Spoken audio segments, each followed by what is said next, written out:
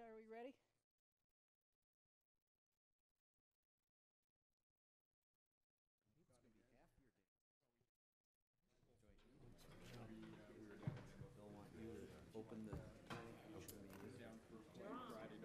Okay, let's hope everyone can find a seat. There's some up in the front if you need a seat.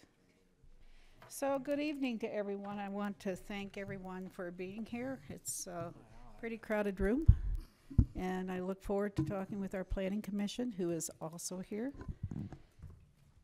So, firstly,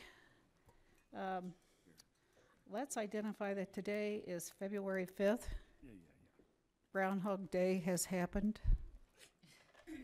And I don't think the groundhog saw his shadows. I was in Phoenix.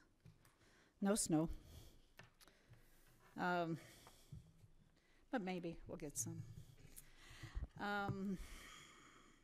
So with that, let's go ahead and do roll call this evening. Rhonda? Butler, Here. Circus, Here. Mattson, Here. Shank, Here. Good. Here. Okay, everyone is here.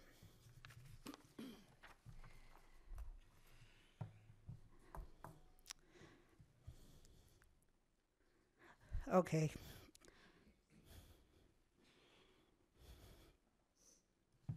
This is really, really hard for myself and for many people in this room tonight. But tonight, the first item on the agenda is a mayoral proclamation number 1, series of 2018, a proclamation of sincere appreciation for Joe Coffey.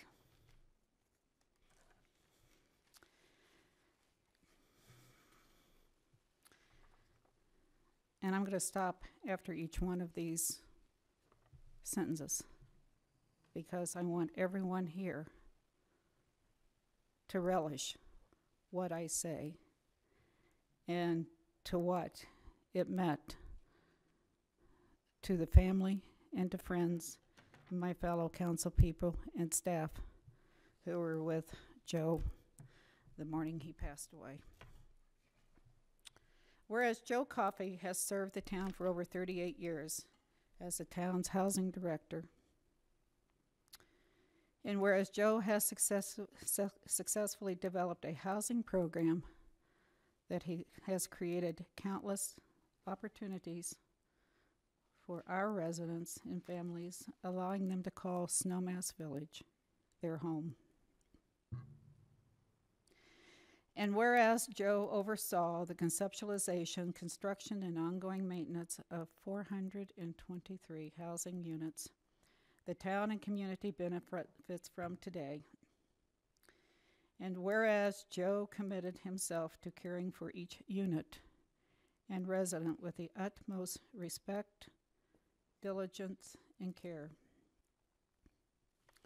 and whereas Joe dedicated himself and the organization to environmental conservation by committing to energy efficiency measures that have significantly extended the life and the value of our housing assets. And whereas Joe ensured that the housing program adds genuine vitality to the community and made a significant and personal difference to the thousands of employees who've had the opportunity to reside in the village over the past 4 decades. And whereas Joe has always been much more than their landlord and shows all residents genuine kindness, respect, and compassion.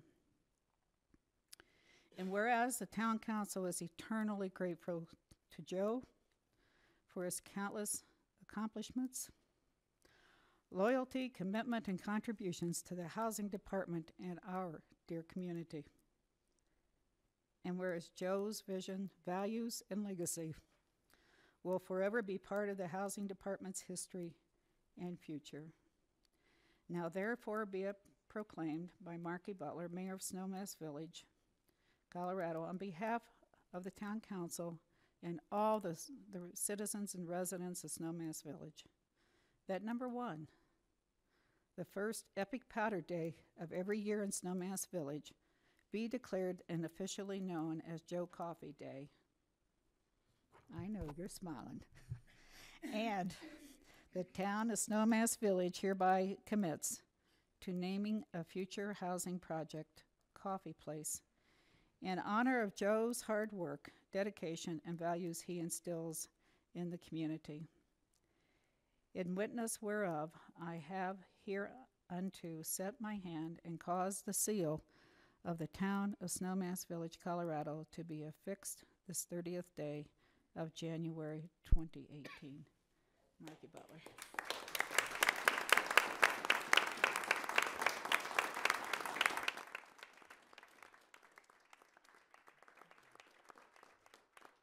Okay.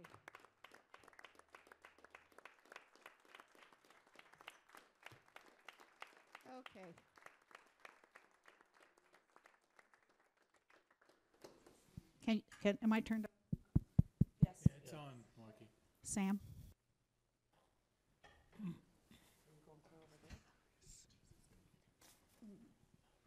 If you have never met Sam, this is Sam Coffey. God, is he tall. We have something for you that we weren't able to take up to the house the other day, so please come up. This is a photo of Joe's mountain. That's really nice. We'd love that. Thank you. Am I loud enough? Should I use this? All right. Well, I think the mayor hit it on the head. Joe just loved this place so much and loved all of you guys, or else we wouldn't be doing all this for him, I don't think. And yeah, just Snowmass was his place, and as the mayor said, I really only thought of him as a landlord, but starting to talk to all these people, and he was able to let a lot of people live here, and we're all just so fortunate to live in such a place like this. So thanks to all of you guys, and yeah, thank you so much. Thank you very much, Sam. His celebration of life is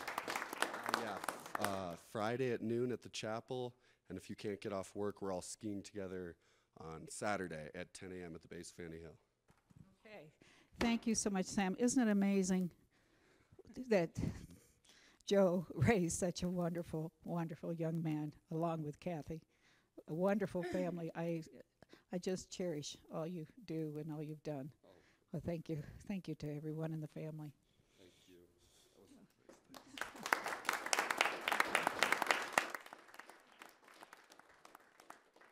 You know, and that's what this community is made of. It's all about the fabric of the community. And if we stay connected, we will always be successful as a community. So thank you to all.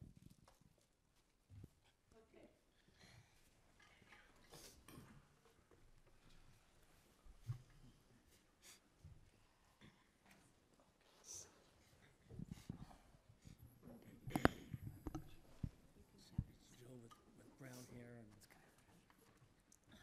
a lot younger around him, just like Sam. I wish He you. doesn't have a southern accent. Yeah, he had that. Even on the day of his passing, he had his southern accent and charm. Oh, God, what an honor.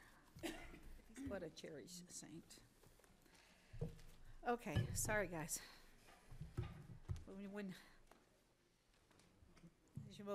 As most of you know, I have another job,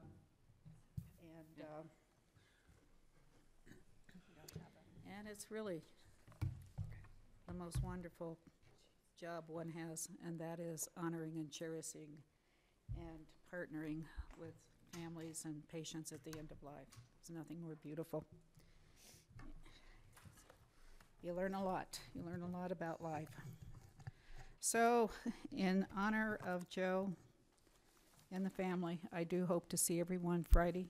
It's at the Aspen Chapel, not at the Snowmass Chapel, and it's noon, and then skiing on Saturday.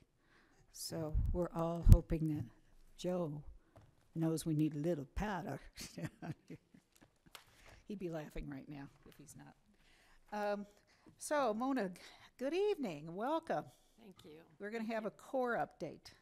Yeah, so Hi, all. I'm Mona Newton, and this is Sarah Gruen, and we're with the Community Office for Resource Efficiency. And I want to thank Tom, who suggested that we come before you just to give you a little update on our programs and what we're doing. Tom is a core board representative from the town of Snowmass Village. So you have a report before you, and I'm not going to go over the details. I want to hit some highlights and just to remind you all that our number one goal is really carbon emissions reduction, and our focus is on buildings and site energy. So the energy that's used on site.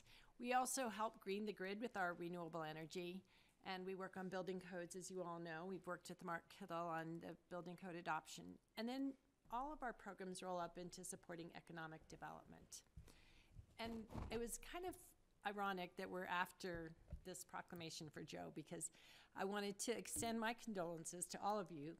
And we have had the privilege of working with Joe.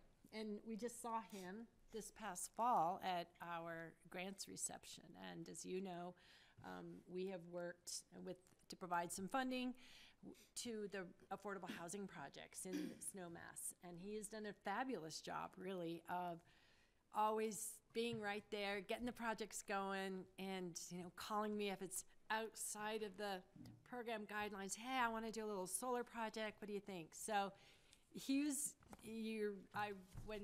my heart's happy to hear that you added the energy efficiency piece, because that's him. my main connection with him, and I think Core's main connection too. So again, my condolences, and he's did a great job for the town of Snowmass Village. But anyway, just to move on, and then beyond the economic development work we also do workforce development. And in fact, today we had a training for contractors to promote the Renew program. It's a loan program that's available for the residential sector. So we're hoping to promote that.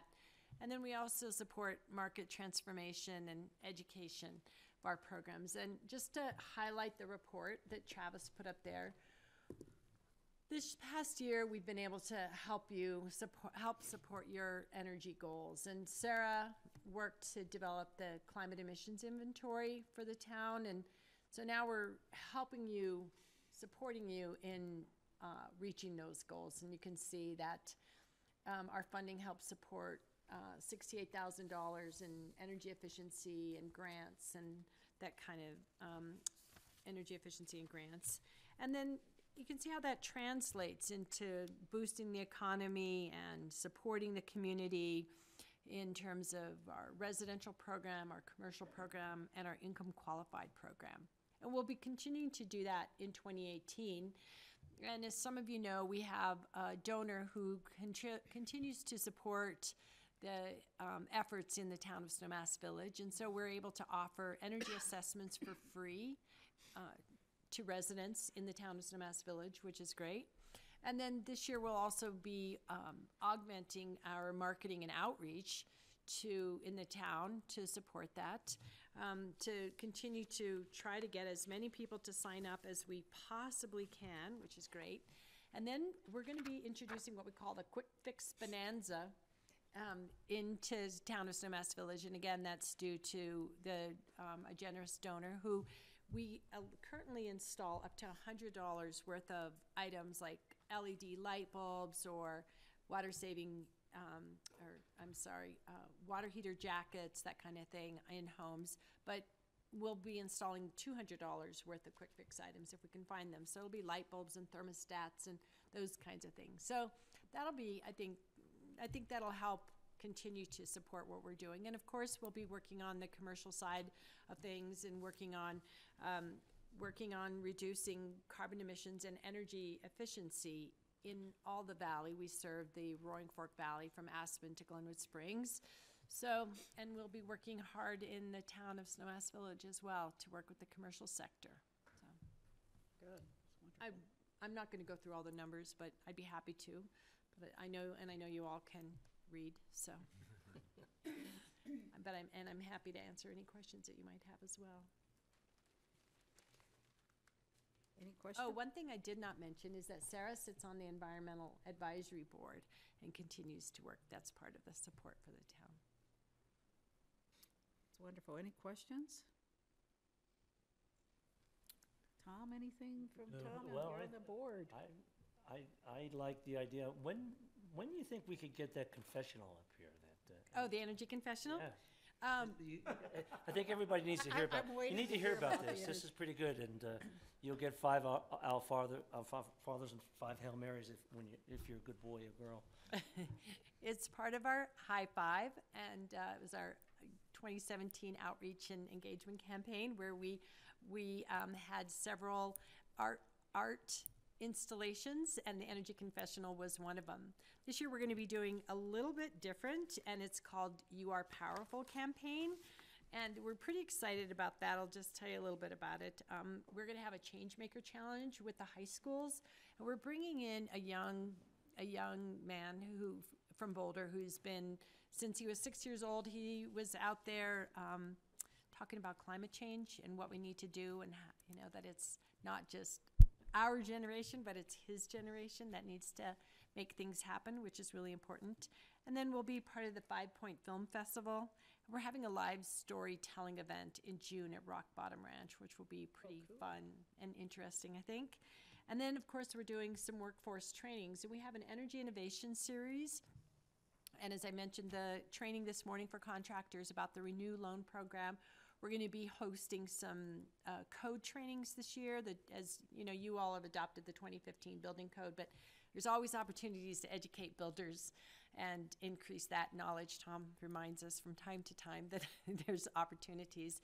And then we'll be doing other workshops as well as part of our energy innovation series. And again, it's targeting primarily workforce training, but there will be some educational series as well for homeowners. Like last year, we partnered with Aspen Ski Co. and we held a little event when they had their tiny home down at Buttermilk. We had 45 people or so or more come through that. So we'll be doing those kind of events. And we plan to host something up here in Snowmass as well. So, How fun. yeah. Oh, you have. Just a question for you. I've encouraged the council to sign on to the Climate Reality Project and support America's Clean Energy Plan. Are there other projects that we as a community could or should be signing on to help our environmental stewardship? Well, locally, there are a couple of organizations, and I know that Travis and Clint probably are aware of them now. There's an organization called CC4CA, and I don't know what you all have, if you've talked about it or thought about it, but it's actually an advocacy organization, and CC4CA, I can't think of it, what it stands for. Colorado Communities for Climate Action. Thank you. Colorado Communities for Climate Action. And it's an advocacy organization, and so they're looking at state legislative actions and what could be, what we could be doing. And so they're working with the Rocky Mountain Climate Organization, and Pitkin County's a member, I think Basalt's a member, other organizations are members of it, and it's an advocacy organization that's looking at state legislation that can be involved.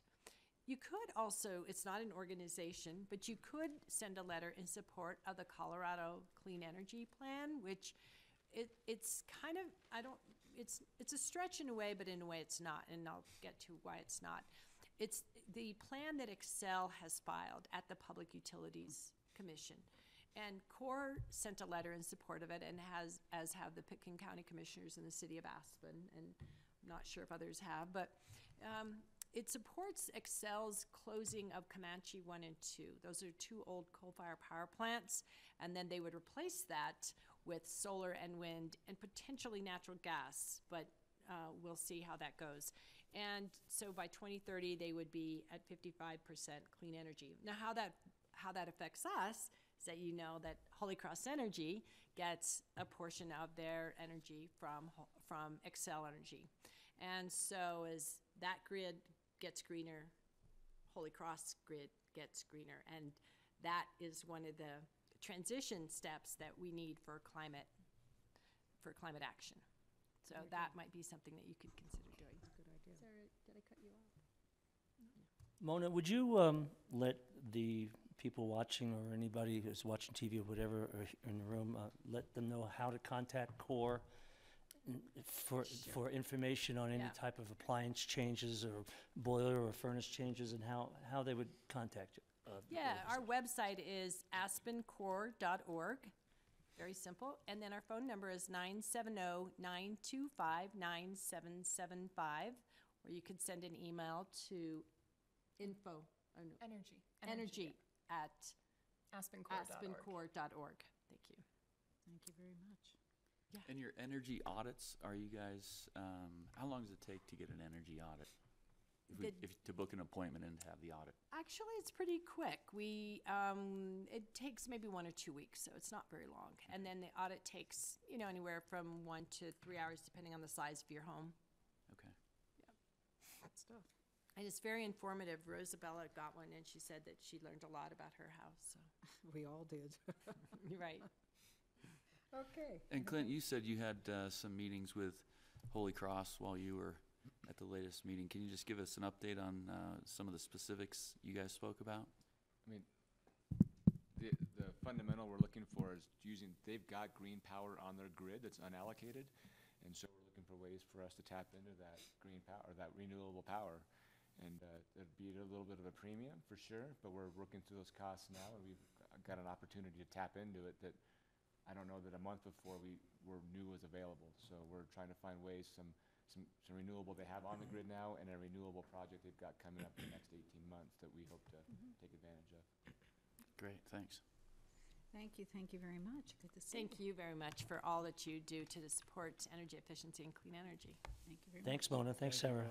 Okay. Thank you, Sarah. Okay, the next item on the agenda is public comment. If anyone in the public would like to come forth, we're going to talk no more than 5 minutes. That's the time limit. Please come forward, state your name, and I'll give you 5 minutes. Anybody? I don't see any hands going up. Okay, we're going to move on. Consent agenda. We have draft agendas, and then a resolution number 15, series of 2018, a resolution appointing members to the Citizens Grant Review Board. Do I have a motion for approval? So moved. Thank you, Bob. Do I have a second? I'll second that. Any questions? I have a few things. I'm going to be out for the work session in February, Next week? Next week. next week. Is that next? No, I'll be here for the work session.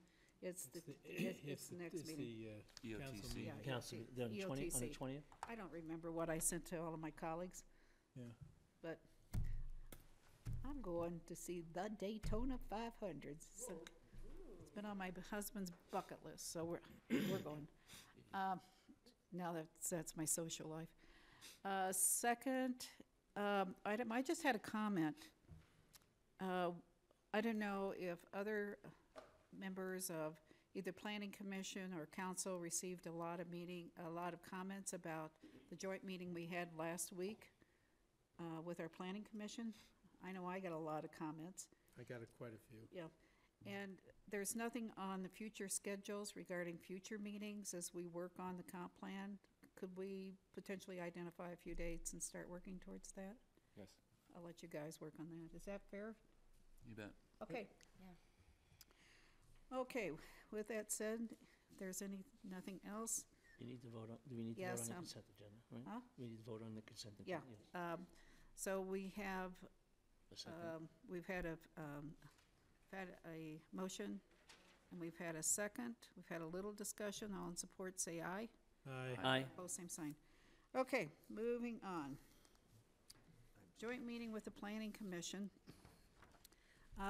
Let me tell you what the purpose is, and we'll call Planning Commission into session.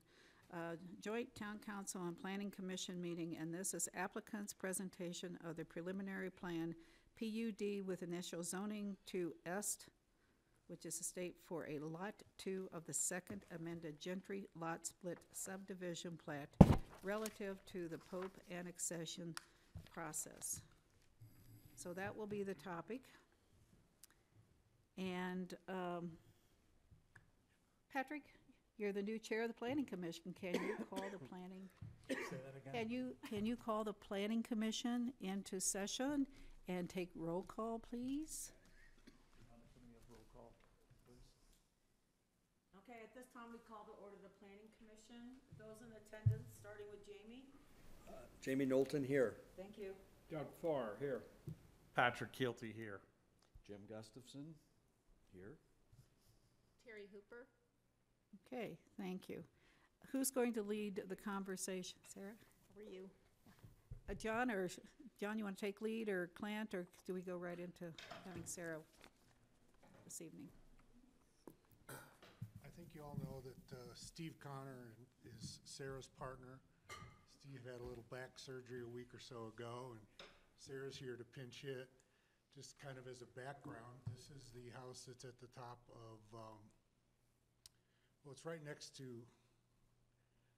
Wildcat Ranch. It's on Wildcat Creek. I can't think of the name of the road. Lake Wildcat Road?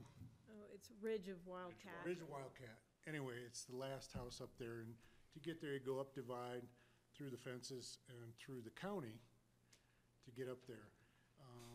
Mrs. Pope, a trust that she has, owns the property.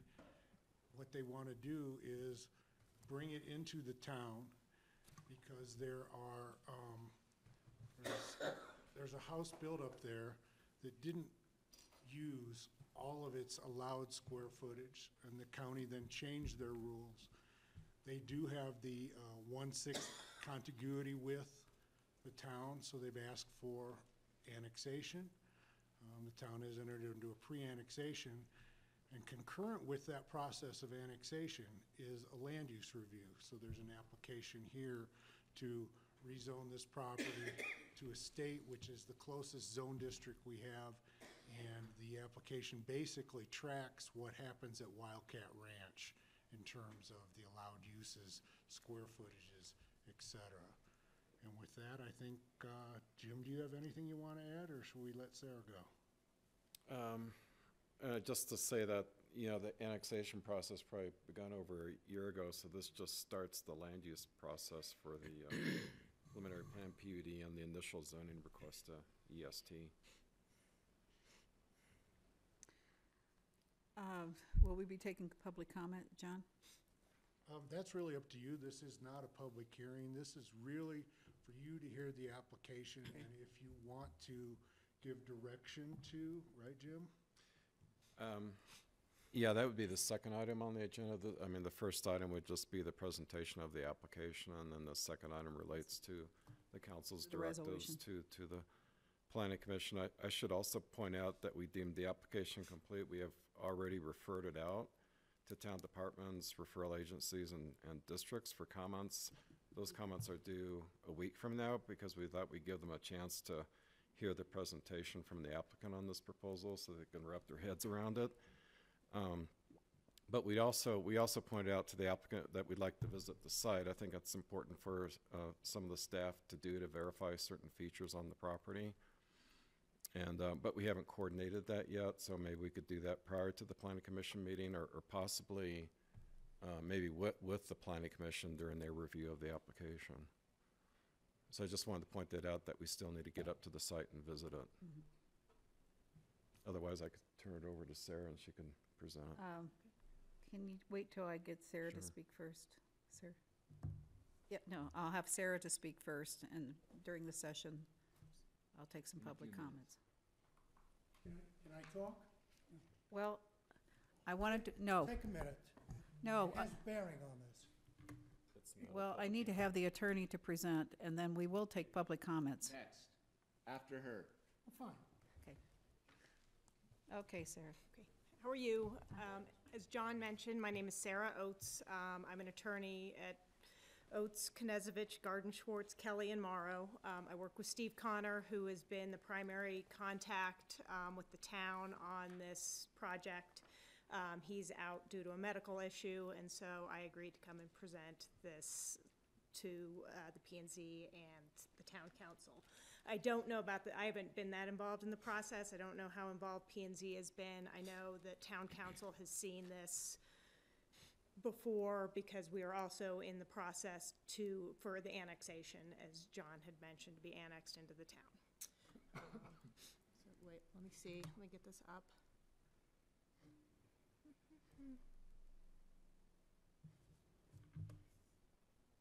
Down at the bottom. Oh, thank you. So this is a application for rezoning for what is called the Pope Minor PUD. The applicant is our client, which is the Lois B. Pope Revocable Trust dated March 29th, 2007. The property is, let's see. Sorry. Oh, there we go.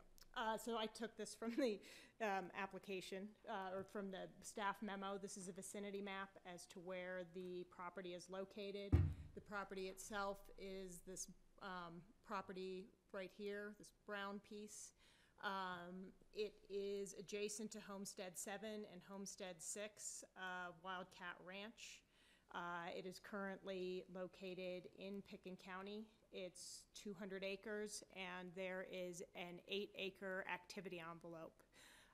It is currently developed with a single-family home that's approximately 12,500 square feet of floor area. That is all within the activity envelope, and it is accessed off of Divide Road. There's a private road that goes through Hidden Meadows, and I'll show this a little bit in a little bit more detail. And then it goes through this small piece of town open space through Lot 1 of Gentry, which is the other parcel in the subdivision, and then onto Lot 2 of Gentry subdivision. As John mentioned and I mentioned, there is a pending annexation. But as part of the annexation process, we are required to designate underlying zoning for the property. The property history, there was a lot split approval done by Picken County in 1992. The zoning for the property was the county's RS30 zoning, which permitted at the time in 1992 5,000 square foot residence, 500 square feet of floor area, I should say. Picken County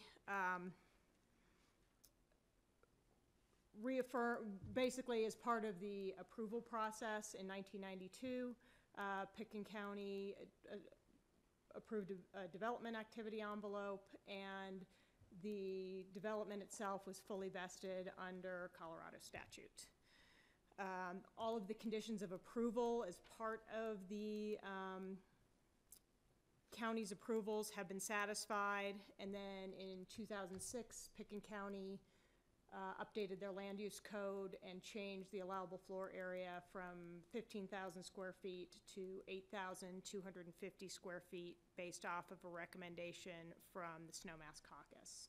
So currently, this property is located in the Snowmass caucus. As we've said, and I'll show you a couple pictures, there is a detached single-family home on the property, and it was issued a certificate of occupancy by the county in 2002. At the time, all the conditions of approval from the 1992 approval were met, things like providing an access road, wildfire mitigation, those types of requirements. So in 2016, the applicant submitted a petition to be annexed into the town to basically maintain what was allowed under the county code prior to 2006.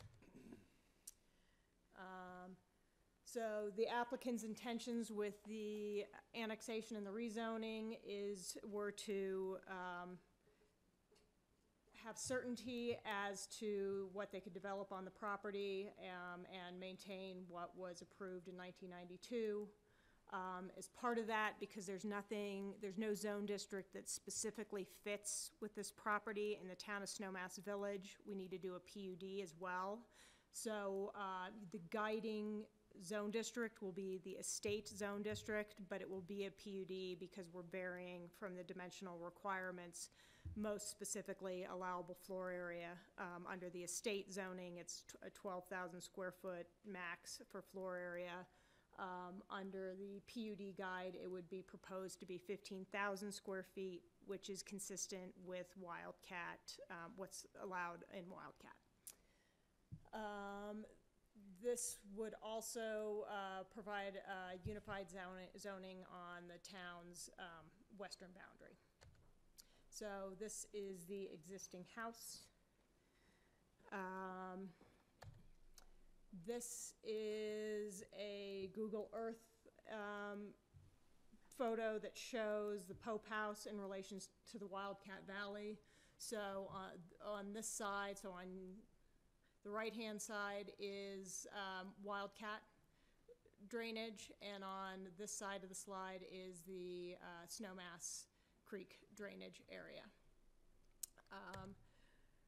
This shows the ridge line, and basically the sort of understanding between town of Snowmass and Pitkin County is that the ridge line is sort of a dividing line between developable area and the Snowmass Creek area, which less density, less development is permitted, and I think it's fair to say Pitkin County would like to see the area on the Snowmass Creek side remain in Pitkin County. So 1500 Ridge Wildcat Drive, which is the property in question, clearly lies on the Wildcat drainage side, and any development, the existing development and any further development would remain A, within the designated building envelope of 8 acres, and B, within the Wildcat drainage. This is the amended plat that was approved by the county in 1992. So this is the lot in question, Lot 2 of Gentry Lot Split, and this shows the designated building envelope for the property. This slide shows the building envelope in more detail and cites the existing house within that 8-acre envelope. And then the surrounding almost 200 acres around it. So again, all development stays within this 8 acres. This is a photo from Pitkin County GIS, and this simply shows access to the property. So you come off of Divide Road, here's Ziegler Pond. Ridge of Wildcat is a private road through Hidden Meadows, and there is a road existing access agreement in place between Hidden Meadows and the 2 Gentry lots for maintenance of the road. And then the small portion here is in the town of Snowmass Village, and it's also on town open space. My understanding is that the town maintains this small little portion here. Let's see here. So this is the annexation map, and one item of interest on this annexation map, Homestead 7, this portion of Homestead 7 and all of Homestead 6 are located within the town of Snowmass Village. This small sliver of Homestead 7 right here and this little flagpole right here are located in Pitkin County. That is because it is over the ridge line between Wildcat and Snowmass Creek. And so at the time that Wildcat was annexed, I believe the request from the county was that that portion on the Snowmass Creek side remain in Pitkin County. So it is. So Lot 2 is kind of, so it's surrounded by properties that are in Wildcat Ranch. So the concept for the PUD and moving forward with development is that the 1992 Pitkin County approval conditions are brought forward into a PUD guide. The one thing that the client or the applicant has requested to vary is that she be permitted 2 dogs on the property under positive control. The current condition of approval is that no dogs are permitted. And as you are all aware, I think Pitkin County's moved away from that restriction because it's just very hard to enforce. So on top of that, basically they want to fold in the Wildcat PUD allowances, which would be a single family dwelling unit And we'll get into this in a little bit more detail further down. Also a guest house and a caretaker unit. There's no public improvements required. It's a private road with with an access maintenance, existing road agreement. The water is supplied by a well, and there's a septic system for the waste. The proposed PUD guide, so the underlying zoning as stated would be estate residential. There would be a condition that, and I'm sure this is in the county approvals as well, that no further subdivision. One single-family detached dwelling unit, accessory buildings and uses, and those are specified under the PUD guide that's within the application. And then, agricultural uses allow for the grazing of horses, and meadows and open space. All uses would be contained within the 8-acre development activity envelope, which has already been established. And they would all be in the Wildcat drainage, and not visible from Snowmass Creek Road, Brush Creek Road, Owl Creek Road, or the town community park. The house and any additional development would also be outside of any view plane that Picken County might have. The proposal also is if there's any accessory structures or uses that are not listed in the PUD guide, they can be approved as an administrative amendment, and things such as barns, storage sheds, etc., aren't calculated in the allowable floor area. That's consistent with Wildcat, and I've already talked about the dogs.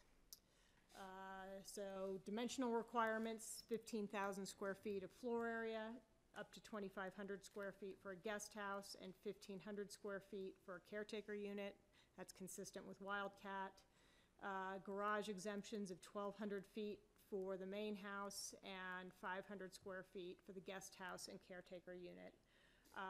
Under the Wildcat PUD, houses can be as tall as 30 feet, but to be consistent with the county regulations and because the house is already built, the applicant is proposing 28 feet for the main house and 20 feet for any accessory buildings on the property. So just to summarize, the applicant is requesting the estate zoning for the minor PUD on Lot 2 Gentry Lot Split Subdivision to maintain the original land use approvals with Picken County, with the exception of permitting 2 dogs. And it would be consistent with the Wildcat PUD, which it's adjacent to. That's all I have.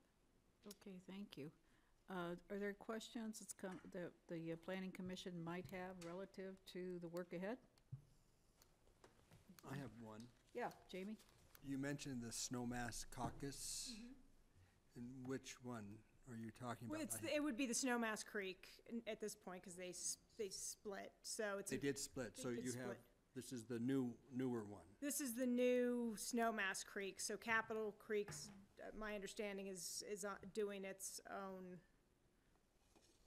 thing, and then Snowmass Creek is Doing their thing. doing their thing, yes, so they're And- 2 separate caucuses now. And they approved this?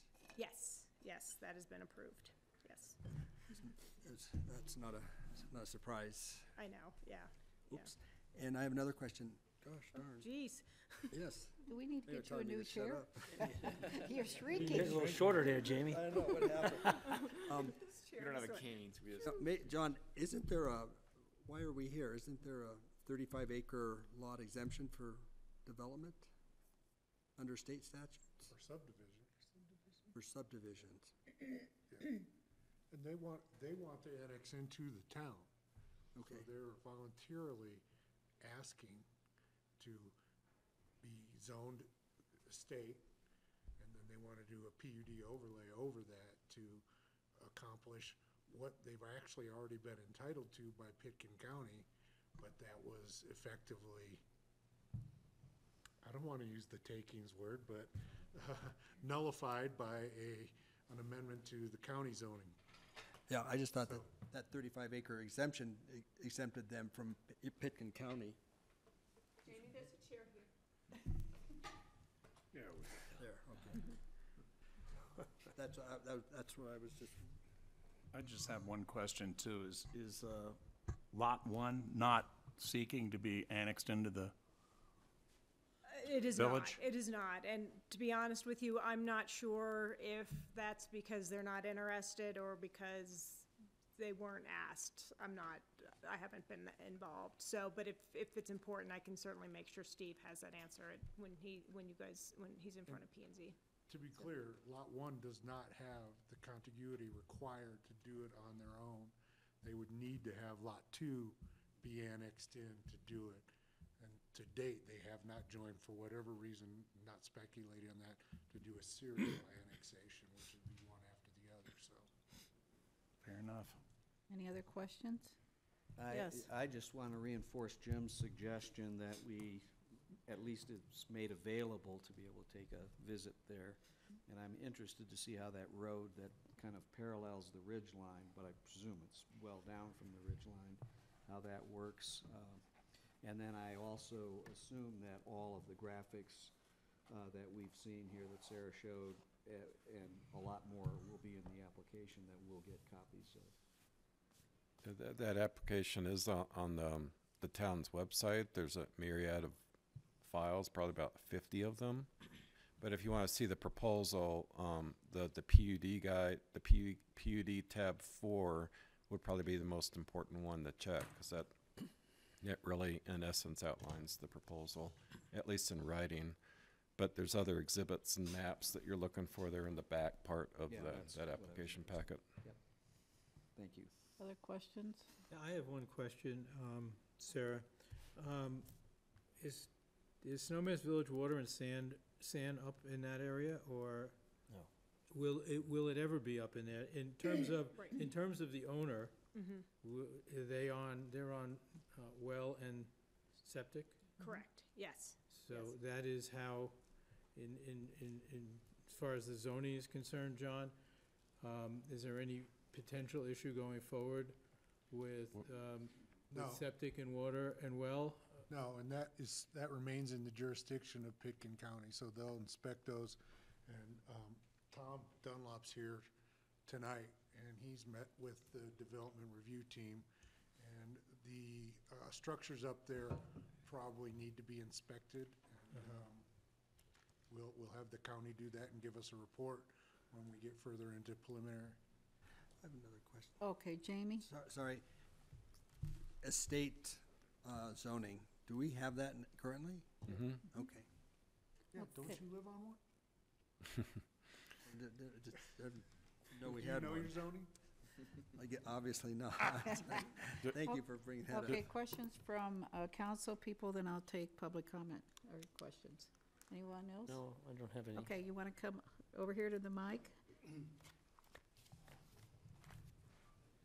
First, let me establish that we have no objection to the annexation. And your name?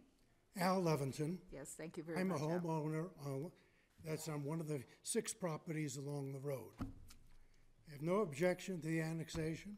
We have no objection to the building. But the resolution that I read online for the agenda says, determine if the proposal in its totality promotes the public health, safety, and welfare, and the welfare is the line item there.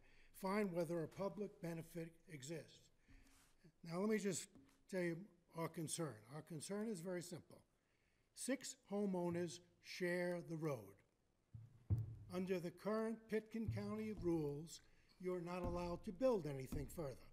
So all the properties are built out along the road. However, if they come into Snowmass Village, they then have the right to build additional properties. We have no objection to that.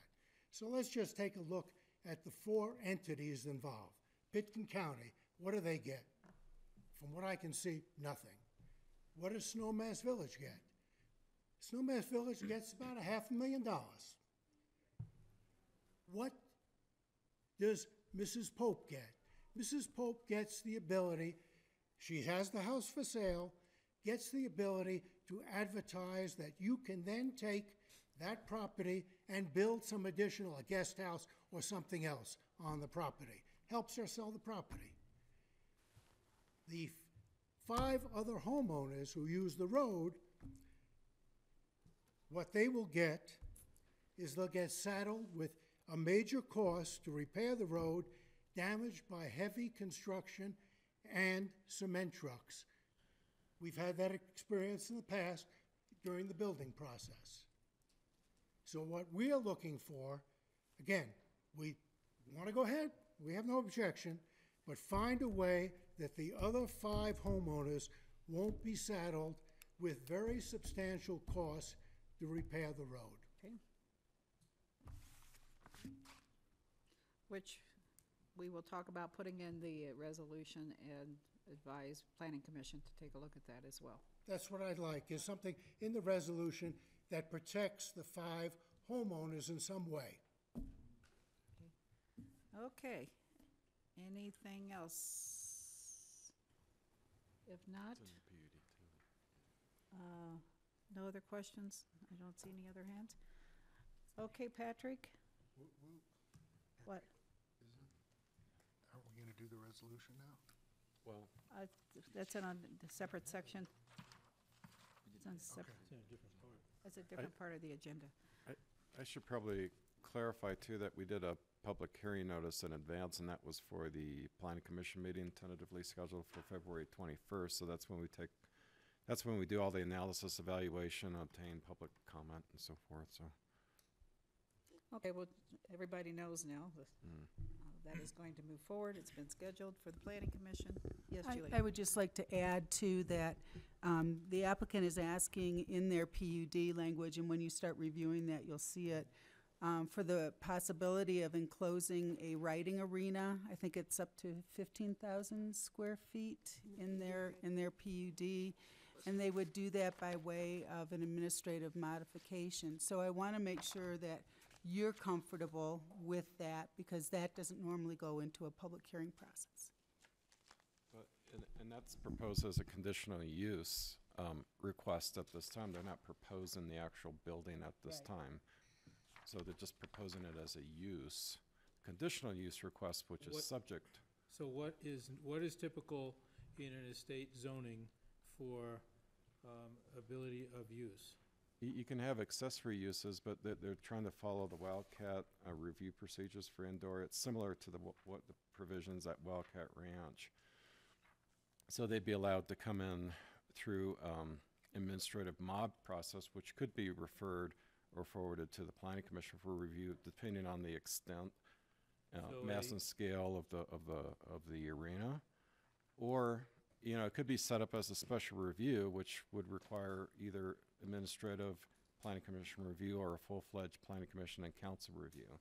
We could set it up that way as well, but right now it's proposed through the administrative mod route. The Wildcat PUD allows, as an allowed, states that these indoor arenas are allowed uses? Yes. Conditional request as an accessory use. I think it's subject to special review under Wildcat versus Well, administrative mod. yeah, okay. It sort of feels like it should be, if they're trying to keep some consistency, parallelism between the Wildcat PUD and this zoning change, then if Wildcat is set up as a special review for that type of use, then this should be the same, I would think. And, and as a special review by the Planning Commission. I don't think it should be an administrative mod. No. I'm not a specialist at all on No. equine facilities, but.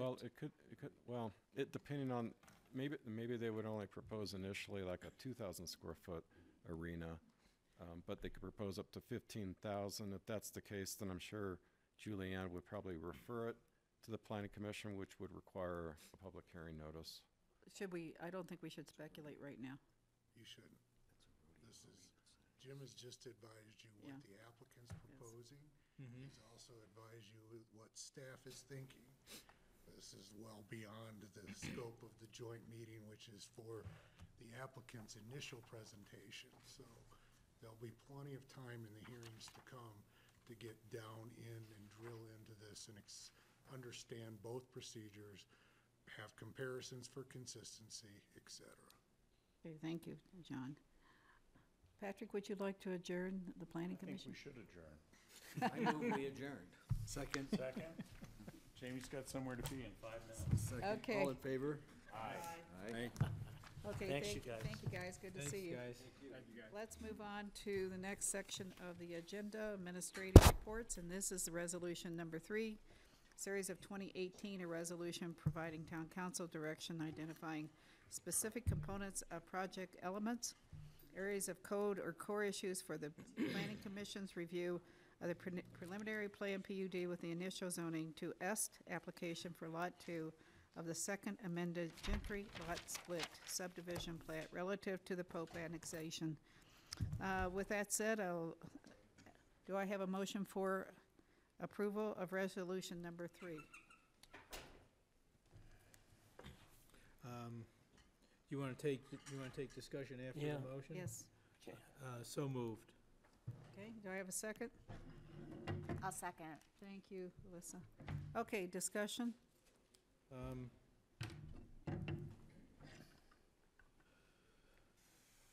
Well, I have to say that personally, I have a better understanding of what this was about after Sarah's presentation. So,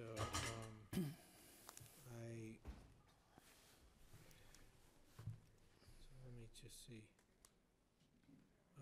I think that that staff's analysis is satisfactory, is good analysis. I would only suggest that we add perhaps one other condition, and that would be a general condition that anything that the planning commission feels is material, that they should have the flexibility to discuss and add.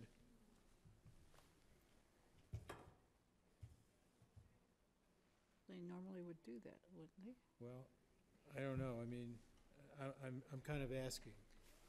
This is a John question. So, John, is, You want to catch up with everything, that anything Yes, that comes to the yeah, eye, you want to right. hear about. yeah, that's what I Get want. that, Jim? Yeah, pretty much, yeah. Thanks, John. Sure. Like the notion of the issue of road maintenance. The issue of road maintenance, yeah, for sure. So I could put that in as an example. Yes, Such as- that'd be good. That way we won't lose track of it. John, maybe, or Clint, maybe you could answer this. I'm not sure what jurisdiction the building of the community developments are in up there. Is it under Snowmass Village or is it Picken County as far as inspections? Who does the inspections for this property at the moment and who? County. The county. So with this annexation, will the town of Snowmass then be just inspecting this property only? Along with we inspect Wildcat also. Snowmass does, Yes. Yeah, right. it's within the town. So it's in within town. Yeah, and now if there's an approval, land use approval and an annexation approval, they will come in and they will be subject to our jurisdiction. Okay, so all the rules and regs. The only exception has to do with the septic system and the well, Right. because that is still gonna be under the county's. By state law, that's by county. I know that's by county, and that's basically what I'm referring to in regards to the extra square footage involved or bedrooms, and I believe, it's, And we'll get to all that. I mean, those Yeah. are the elements yeah, of okay, that's, the application. Tom's been over and actually already done a lot of background work in terms of who the contractors were, what the condition of the stuff is in, and okay.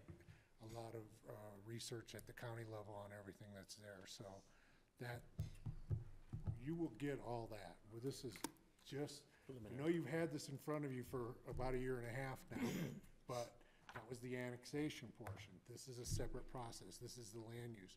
But they are concurrent and they go together. Fine, okay. Is that clear? Okay. So I have a motion, I have a second. Any other questions? All in favor, say aye. And before you vote, Oops. the motion was to approve as modified with Counselor Circus's modification? And also the, like, example of road maintenance? That's the Yeah, yeah, modification. yeah. Okay. All in support, say aye. Aye. Aye. Opposed, same sign. Okay, that passed. Moving on, this is discussion regarding design issues with Building 6, page 32 of your packet.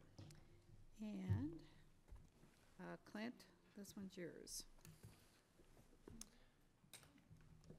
If you're ready. I see Will here. Do you need to come up at all, or? Yes, please. I'll let him answer hard questions. On page 34 of your packet, you've got a picture of the top floor of Building 6, and I'll be referring to that. And I was gonna, hey Travis, can you put that over at that drawing? So as the council is well aware, the town continues to work with East-West Partners on Building 6 and the final design. Through a number of design issues we've been working through, we identified one opportunity we think that'll improve the flexibility of the building and there you go, right there. Okay. Improve the flexibility of the building and the ongoing operations of the building. And this is the photo that is in your packet. What it depicts is the top floor of Building 6. In the top left-hand corner is what everyone calls the flex hall. In the top right-hand corner is the restaurant space, and then on the outside of that is the outside deck space. The red area that is hashed right there is currently proposed to be open atrium, and it would, if you're coming in from the street side, from close to Building 7, that would be wide open. And then just to the left of that hashed area is the kitchen that has been put in addition over the last several months to make sure that there's a full kitchen opportunity. If you remember when this building was first envisioned, it was kind of a warming idea, kind of coffee shop thought. The council directed us to work with East-West to make a more full kitchen opportunity. That's now included. And as we went through all these design issues, it was made clear to us that there needs to be a better way to access from the kitchen to the restaurant. And there's been numerous discussions back and forth, and ranging everything from potentially a bridge across that open atrium, and where we've landed on is probably the best solution to make this kitchen and restaurant work better is to enclose this atrium in that red hashed area. The approximate cost of this additional floor space for construction purposes is about $50,000. And what we've worked with, the proposal before us is, let me back up 1 second. What East-West is obligated, or the developer is obligated to present to town is the building that is substantially complete, defined by drywall, HVAC, Unitran, and bathrooms operating. What they've observed to us is, because we don't know who the final tenant's going to be, very likely any HVAC installed and any drywall put up would probably have to be removed in order to make sure that if there's certain arrangements that need to be made behind that it works well. And so what they're proposing is, rather than installing drywall that could be ripped out or likely will be ripped out, and HVAC that will likely be ripped out, take that savings and apply it towards the construction of this floor. And again, the bottom line of the floor in our mind is that it adds flexibility to the building. The drawback, if there is one, to this installation of the floor, is the bottom floor, not the top floor, but the bottom floor has a ceiling height of about 10'6". If that could be seen as limiting, because in some of the renditions that were put forward early, a mastodon was on that bottom floor in that atrium area. And so that would prohibit that from going in that bottom floor entrance. We think there's still an opportunity to go on that top floor atrium area, but the mastodon's not yet constructed, so we don't know the heights of it yet. But this top floor area is 11. It's it's a little over 12 feet at the lowest point before the stair. So we think we've got to, if the mastodon were to go inside, it would very likely be on that top floor, not on the bottom floor area. And so what the steel, as the staff memo points out, the steel is going up now, and so we're kind of in a position where we need to make a decision. If the decision's a non-decision, the atrium would remain open, it would remain as designed, it would move forward like that. But I didn't want to miss the opportunity to add this flexibility and what we think is an improved operation for the kitchen connecting to the restaurant to close this floor in. And so really what we'd be looking for, if the direction is to go ahead and to close in that hashed area with additional floor space, direct staff to take all the necessary steps, finalize the arrangements with the developer and execute that way. But the policy decision is, do we want to stick with the original plan of the open atrium, or do we want to get this open atrium closed in with floor space? And that's the direction we're looking for from council tonight. I don't know, Will, did I miss anything? Will, did you have anything? No, we would echo Clint's comments, given the fact that we are not sure who the tenant is yet. We think some of the improvements that we are required to make as part of the PUD may be an additional expense for your tenant at the end of the day, which we're happy to build the building as it's shown today, but we think we could probably save them some time and expense if we were to simplify some of those systems.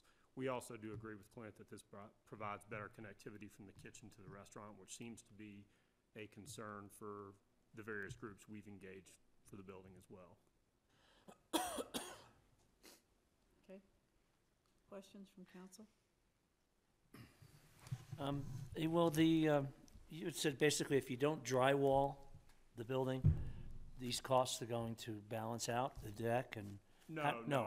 I think the infill of the stairs is substantially more than our reductions in drywall and the Right. ductwork that we've Right, been taking. I would think so, because you weren't really planning on finishing that drywall. You're just gonna tape it and Well, turn tape it over. and final paint it, yes. Right, right. But our interests are aligned with the towns in that we want a viable space in Base Village. And we think this helps create that vitality. We are trying to offset the cost to some degree because it is an So expensive. you had mentioned also that the cost would be passed on to the tenant, but the bottom line for the staff recommendation is, as long as there's no direct cost to the town. The town is actually the tenant at the moment. True. And what I meant, Tom, let me clarify, is that if whoever comes into that space to build it out, Right. we are building the space to be very generic in nature so that it can serve a multitude of uses however the town decides. There will be some more specific mechanical, plumbing, and electrical work that'll need to take place to facilitate whatever future Understandable, use. I've got that, So yeah. we would be leaving it even more generic than it's probably designed today, so that people are not taking out work we've put in to Correct. accommodate a future use. Okay, thank you. Will, what's the deadline on this? Madam Mayor, we need to know, Clint was right, very quickly. We do have steel flying immediately, and the steel that would be required to infill this space is not yet ordered, so we would need to get it ordered and get it on site before we begin to enclose the building. Otherwise, we won't be able to put it in. Well, I'm just gonna put the elephant out there in the room. We gotta make a decision on what we're gonna do with this space. And that's gotta come sooner and later. We've kicked this one around for a long period of time, and I'm showing a little frustration, and I'm sorry about that, but we as a council have got to make a decision on who or what or how we're going to get tenants into that building. We've got one proposal. That's what we've got, is one proposal. So in terms of your schedule to try to deliver a building, I appreciate it, and I think you're doing everything you can to make it work. So I don't think we have much choice, but I don't know where we are with the Mastodon. I don't know where. So if that's going to be required, I think we're going to have to close it in. Close it in with the deck, you Yes, mean? but, do what's in I the think the drawing. deck is a good option. I mean, since we don't, regardless of who's gonna take over the building, the access to get from the kitchen, as everybody is saying, Makes sense. is an easier connectivity plan for whoever becomes the tenant of the building, if, We would tend to agree with that. okay? Just given our feedback internally as well as talking to other parties about the building prior to the RFP. Well, the restaurant doesn't work without a way to access the kitchen. It does require any staff to go through the front atrium of the building, which we think is gonna be difficult, given the potential uses of the flex hall. And about how many square feet will it add? It's about 400 square feet. So I think the restaurant tenant, it's gonna be more desirable for them to have that additional square footage as well. Okay. Yes, you're, No comments. I yes, think no? it's fairly obvious what we have to do, so. Go forth. I don't think we need a motion, do we? So the direction I'm gonna take is to go ahead and work with East West, finalize the documentation and ask them to order the steel necessary to enclose this atrium area. That's how I feel. That's correct. Okay. There's consensus of council members. Thank you. Okay, thank Thanks, you Will. very much. Will, Thank you how's it all. going over there? You doing? Very well. And by the way, you know, if you go over to Saki or something, you get the real idea of what's happening at Base Village. The buildings are right next, it's all happening, right? So I'll if walk anybody hasn't been in Base Village, I know Pat is there every day, and of course, and she knows, but it's not likely that a lot of us go up there. Take a walk up there and see what's happening if you Amazing. haven't been up there, because it's going on. Well, thank you, and we would definitely encourage you guys to come out and walk it with us. Thank you, Council. Okay, Thank while, you. while we get set up, we're gonna take a 10-minute break? Okay. Oh, We have town first, council reports and actions pardon? first, before the hearing. Oh, town council reports and actions. It's a little, what we don't do, but anyway, let's go ahead. Reports and actions, Tom? No, you heard Mona and Sarah, they came in and what we're working on with CORE, so I don't have anything else, but that's it. I don't have anything. We have a RAFTA board meeting this week, and a few things going on with Picken County, public health, but nothing to really report. Bill? I just kinda wanna follow up on the proclamation earlier. I just think that was such a great thing that we did for Joe, and Joe really appreciated it. It was great to go visit him, and he's a special man. Yep. So thanks for doing that. I had a few things.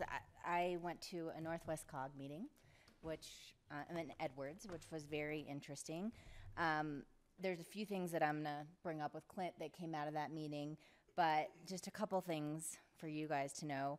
One is that we talked a little bit about the 2020 census and that the federal government is proposing to slash funding for the census.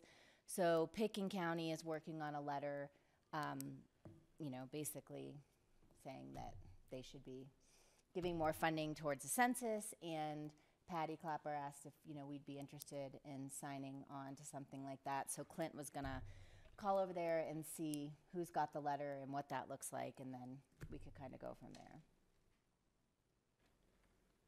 Why would you mess around with a 2020 never mind. Okay, sorry. One word, politics. I need to be apolitical. Okay, sorry. So that was one thing. And then we had a really interesting presentation from this guy, Patrick Brower, who wrote the book Killdozer, about the Granby incident, which I don't know if anybody knows, but I didn't know about it. That happened right when we moved here. But basically, disgruntled citizen, spent years coming into meetings like this, stating his opinion about an issue that he was having, and he ended up bulldozing the town. In the town hall, and basically the businesses that were associated with the members on the council. Caused lots of damage. Didn't end up great for him. He ended up committing suicide. Anyways, the whole point of bringing this to our attention and at the meeting was that the whole idea of how you deal with citizens that want to get their thoughts out there, how you listen to them, and basically the takeaway for all of us is, what do you do? And Picken County Patty said that they're working on having a retreat that talks about this very issue. Yeah, and this might be something that I feel like we would be interested in as well, because you never know when those issues are going to arise. And while everyone is very cordial when they come in here, you just never know. So anyways, something to think about. Also, they had someone come talk about employee evaluation trends and best practices, and it was really, really interesting. And I was going to talk to Clint and Kathy about that, and maybe having a further discussion about some of the things I picked up from that.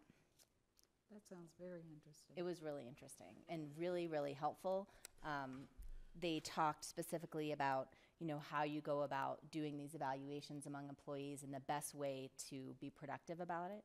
And I don't know, it was a really interesting presentation. And the guy that does the presentation, could come here and speak to us if we wanted to.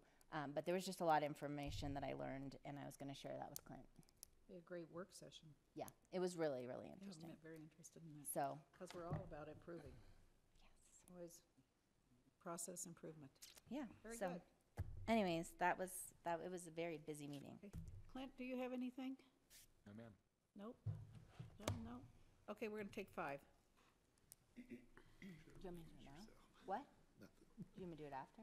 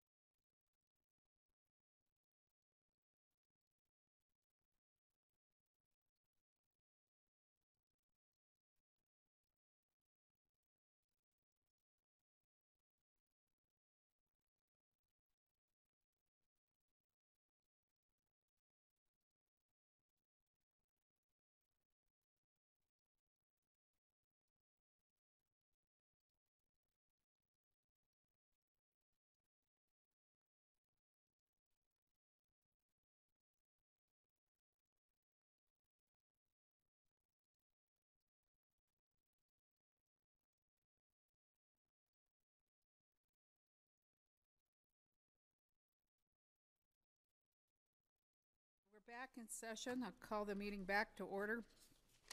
The next item on the agenda is a public hearing.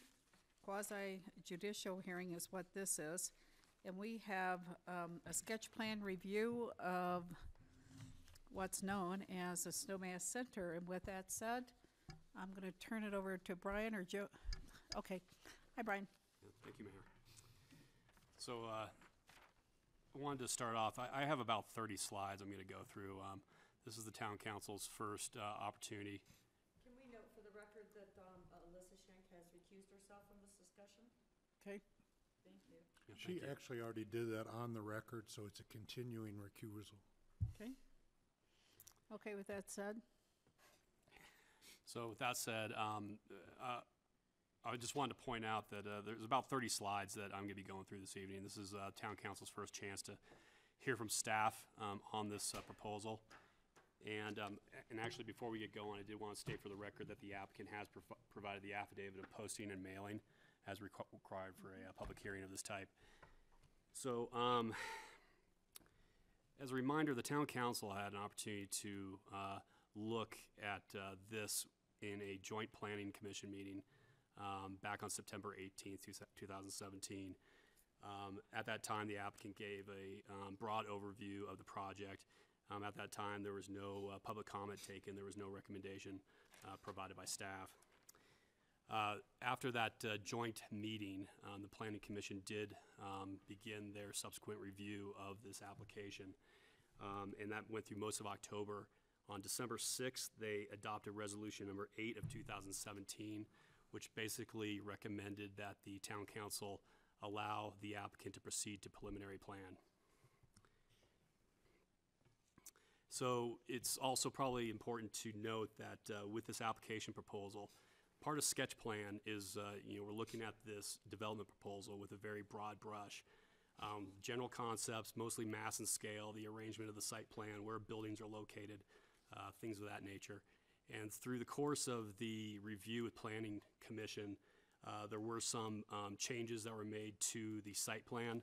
If you look at the staff analysis, most of the staff responses are to the initial submission. And there is also blue italic font that responds to the revised submission as a reaction to some of the comments by staff and Planning Commission. Brian, just a quick clarification. So the September 27th joint meeting with the Planning Commission, refresh our memory because it wasn't in our council packet. Was it the same plan we're looking at tonight? Well, I'll be showing you that plan. Okay. So Okay, we're thank going you. to start off with that plan. We're going to be talking about some of the discussion that was centered around that plan and then actually how the plan changed. So Okay. you'll see both of them. And actually, that Planning Commission resolution is in your packet if you want to refer to it. It was adopted with some conditions of approval, and I'll be talking about some of those conditions of approval that were adopted. So you see up here, of course, this is an aerial of the subject property. You have a Snowmass Center here located directly to the east of where we're having this meeting here this evening. It houses Clark's Market as well as a number of other offices, including Tasters, Pizza, and hardware store and things of that nature. So this was the first submittal provided by the applicant back in July. This is part of the Faraway Ranch North subdivision. The applicant has divided a portion of that subdivision up into these 6 parcels that you see on the screen. Again, Snowmass Center, the existing Snowmass Center building right here in the middle. So just to go over the program very quickly, the applicant is first proposing to add on to what we call the Clark's Market building, or the existing Snowmass Center building, roughly 5,500 square feet of new commercial and office space. In addition to that, they're proposing to construct 11 deed-restricted affordable housing units on the upper unit, on the floors above Clark's Market. Now, these 11 units are in direct response to the additional residential square footage that's being proposed as part of this application. And we can touch on this a little bit later. It sounds like there may be a need to clarify some of the things that we talked about in the initial meeting, but the applicant is not required to provide affordable housing for any additional commercial on this property, as long as it doesn't exceed 77,000 square feet and the applicant is not reaching that threshold in this application proposal. So we're talking about, again, this central building where they want to add the additional commercial and square footage, 5,500 square feet of commercial in office space. You have residential, in this iteration, you have residential in the front of the building along the streetscape and office space in the rear of the building.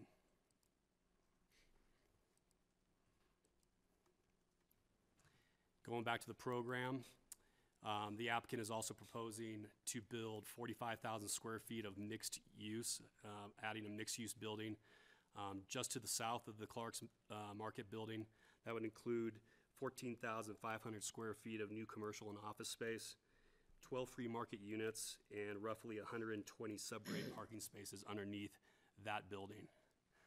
So that's the building that we're talking about right there, located just south of the existing Snowmass Center building.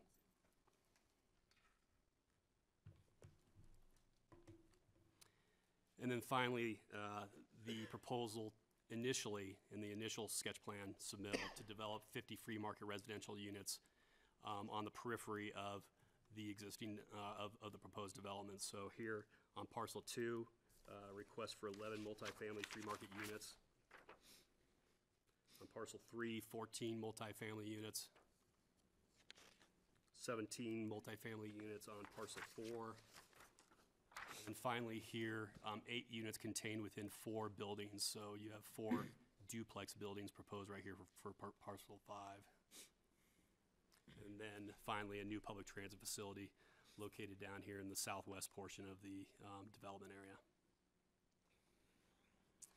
So this discussion with Planning Commission and staff, there were a lot of discussion points actually, and a lot of that discussion centered around this building on parcel 6 that we're calling Building 6.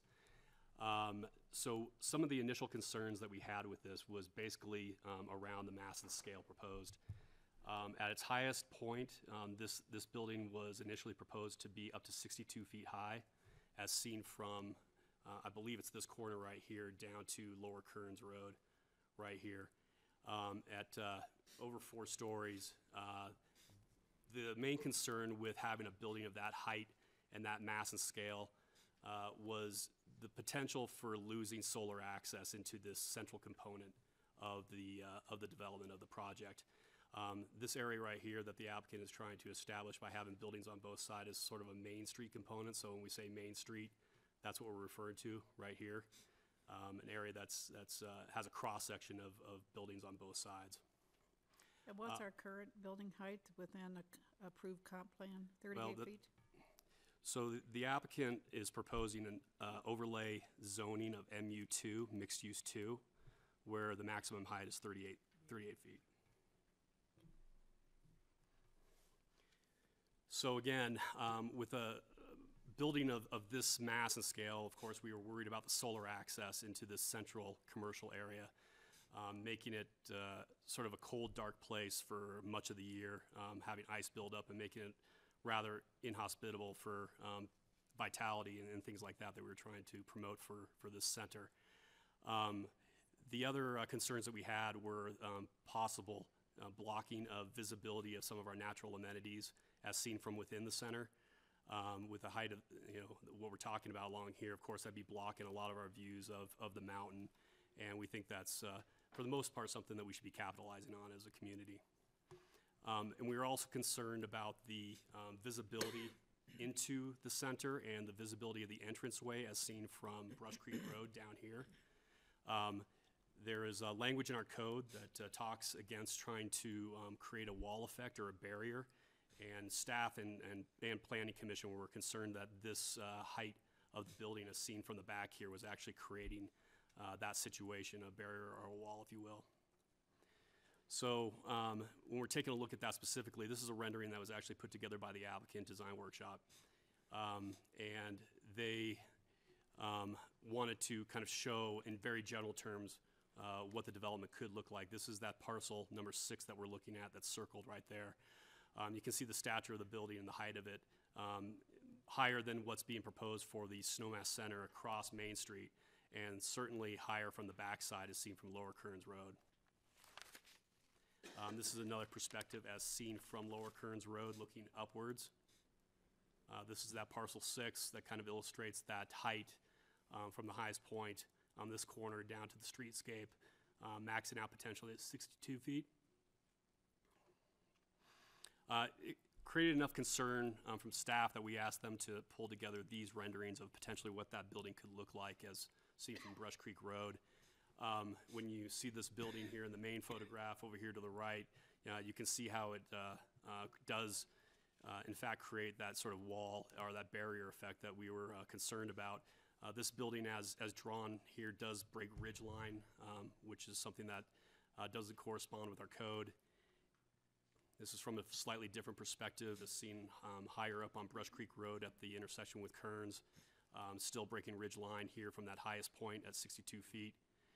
And you can see how it reinforces that concern in terms of entryway into this and whether or not there's visibility into the commercial center and creating that wall effect. So again, this is the site plan as initially proposed.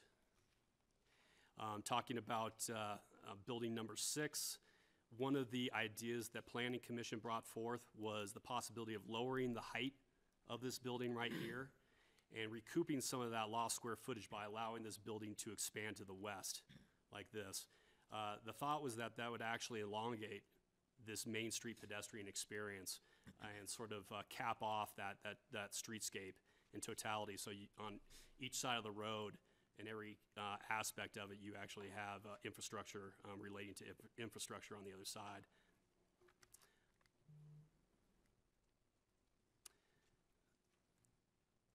And so talking specifically about parcel 5 now, the applicant proposed initially 4 duplex units, as I mentioned before. One of the concerns about this was that we felt this might be a good area and a location to maybe bump up the density a little bit. We thought this might actually be a good location for a multifamily unit building of some sort, potentially even a mixed-use building, something to draw folks through this pedestrian area to an area of interest over on this side. Given the project's proximity to transportation, amenities, the town core in general, we feel that there's probably justification for increasing the density on this area one way or another. And then probably the area that there was most discussion about was the configuration and the design of the proposed transit area. The transportation department was very concerned about how this was set up, especially with regard to creating this loop around a public parking lot and the conflicts that could result with private vehicles and town shuttles and things of that nature, and also with the interaction with cars coming out of the parking garage ramp located right here. So essentially this interface right here. Public Works also expressed some concerns, so there was a lot of emphasis on trying to see what we could do about reconfiguring or redesigning this part of the design. The Transportation Department was very happy about keeping the shuttles on the periphery or on the outside of the development rather than going through it like they do today. But if you were to talk to the Transportation Department, they'd probably tell you that there are a lot of conflicts that they deal with and they don't want to perpetuate that. So as I mentioned, the applicant was very great to work with. They went back and took some of the suggestions that we had, some of the suggestions from Planning Commission, and basically came up with a new site plan, a new program summary. So this slide is what the applicant put together. On the left side, you see the initial program summary as submitted in July, and then on the right side, the revised program summary. The thing to pay attention to is the reduction in commercial square footage in total. Most of that occurs in the existing Snowmass Village building, as well as the mixed-use building that we're referring to as building number 6. So again, this is the initially proposed building, site plan. And then in response to Planning Commission's suggestions, this is what they came back with. So again, this is the initial and the resulting right here. So I'll just go briefly over some of the changes that were brought forth. The applicant essentially flip-flop the arrangement of residential and office up here on the existing Snowmass Center building, brought the office space up to the street front, and pushed the residential to the rear of the building to correspond more with the family units being proposed up here in the northern portion of the development. Staff and Planning Commission, I believe, felt this was a good change for the most part. Moving on to parcel 6 or building 6. You can see the applicant stepped down the height of the building here on the ends and also reduced the overall height of the building by a half story. And certainly this is a move in the right direction. Staff is questioning whether or not that's enough reduction in height in order to make this building correspond with the existing Snowmass Center building on the other side, and whether that actually gets us enough solar exposure that we're seeking here in the commercial center.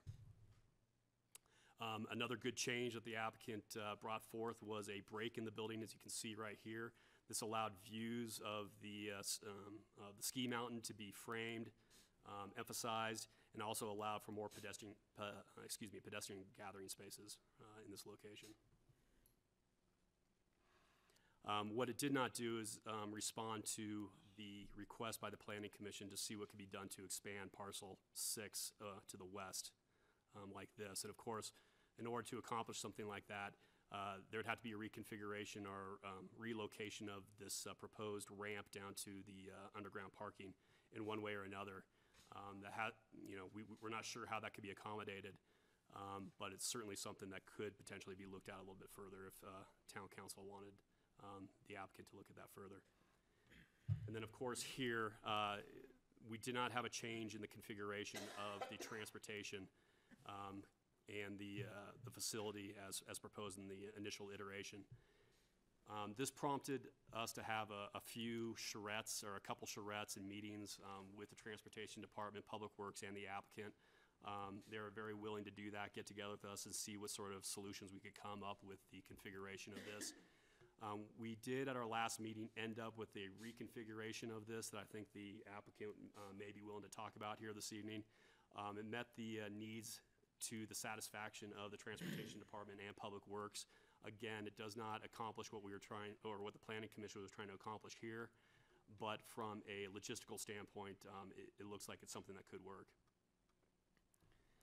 Moving over to parcel 5, the applicant has changed these from duplex units to triplex units. And certainly that's a move in the right direction to sort of capitalize on that vitality that we're trying to promote for this area.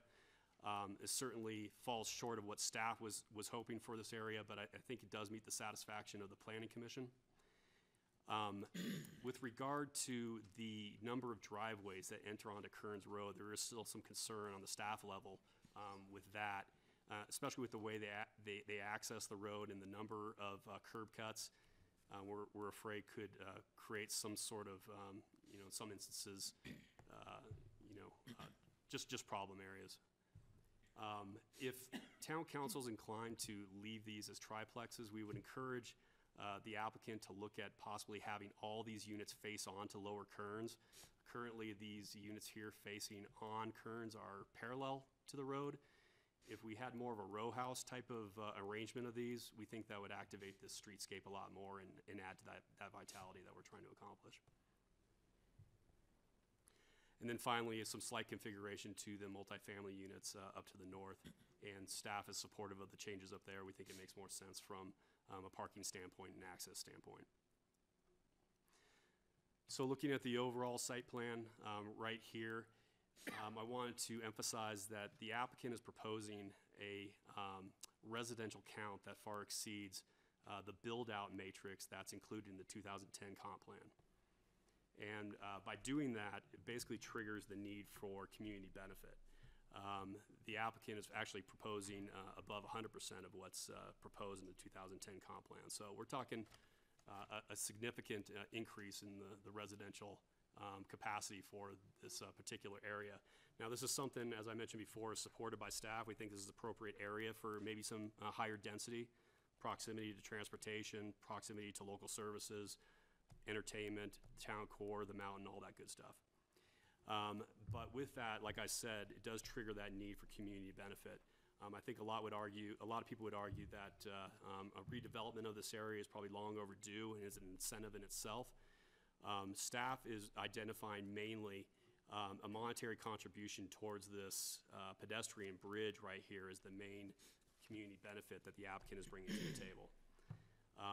Staff is very supportive of this connection. Think it's essential. We think it's paramount to the success of this project. Having a seamless pedestrian connection is just as important as being able to provide this public transport access into the center. The applicant is proposing a $750,000 contribution towards the design and implementation of this bridge. By staff's estimates, that's only a fraction of what it would cost to build something like this. So of course, we'd like town council to weigh in on whether or not that's sufficient in terms of community benefit and incentive for a proposed development of this size and potential impact that a development of this size could bring. Of course, the pedestrian connection is something that's been talked about a lot within the community in the past. You can see this is a rendering that was put together by one of the current firms that we're working with. The pedestrian way you can see is rendered in here from Town Hall over to Base Village. It's about 550 linear feet, if I'm not mistaken. So it's a pretty significant connection to make it across Brush Creek. But also what this rendering shows is this aerial connection. And of course, this has been a point of discussion in the past. The applicant is not proposing that as part of their application. But certainly it's something that could still be on the table if town council wanted to open up that discussion again. So that's all I really have in terms of a presentation, and happy to turn it back over to the council for questions. Well, I have a question for you, Brian. You keep using the word staff recommends high density. Where within our community has our community stated we want high density? I'm not aware of our town making a decision or the community making a decision of high density. I know it's in the proposed comp plan, but it's not in the current comp plan under which this falls. So I'm just gonna say that to start out with. Certainly, and that is just a staff recommendation. That's a staff recommendation. Okay. And yeah, that's in of itself a debate within our town, urbanization versus rural. So I almost feel like I'm in Vail. Okay, sorry. It's a four-letter word, you're allowed to use it. I'm just saying, okay, I want to see what the developer is proposing here. Is that next? So that's all we have. You need to drive. You have the Oh, yeah. remote.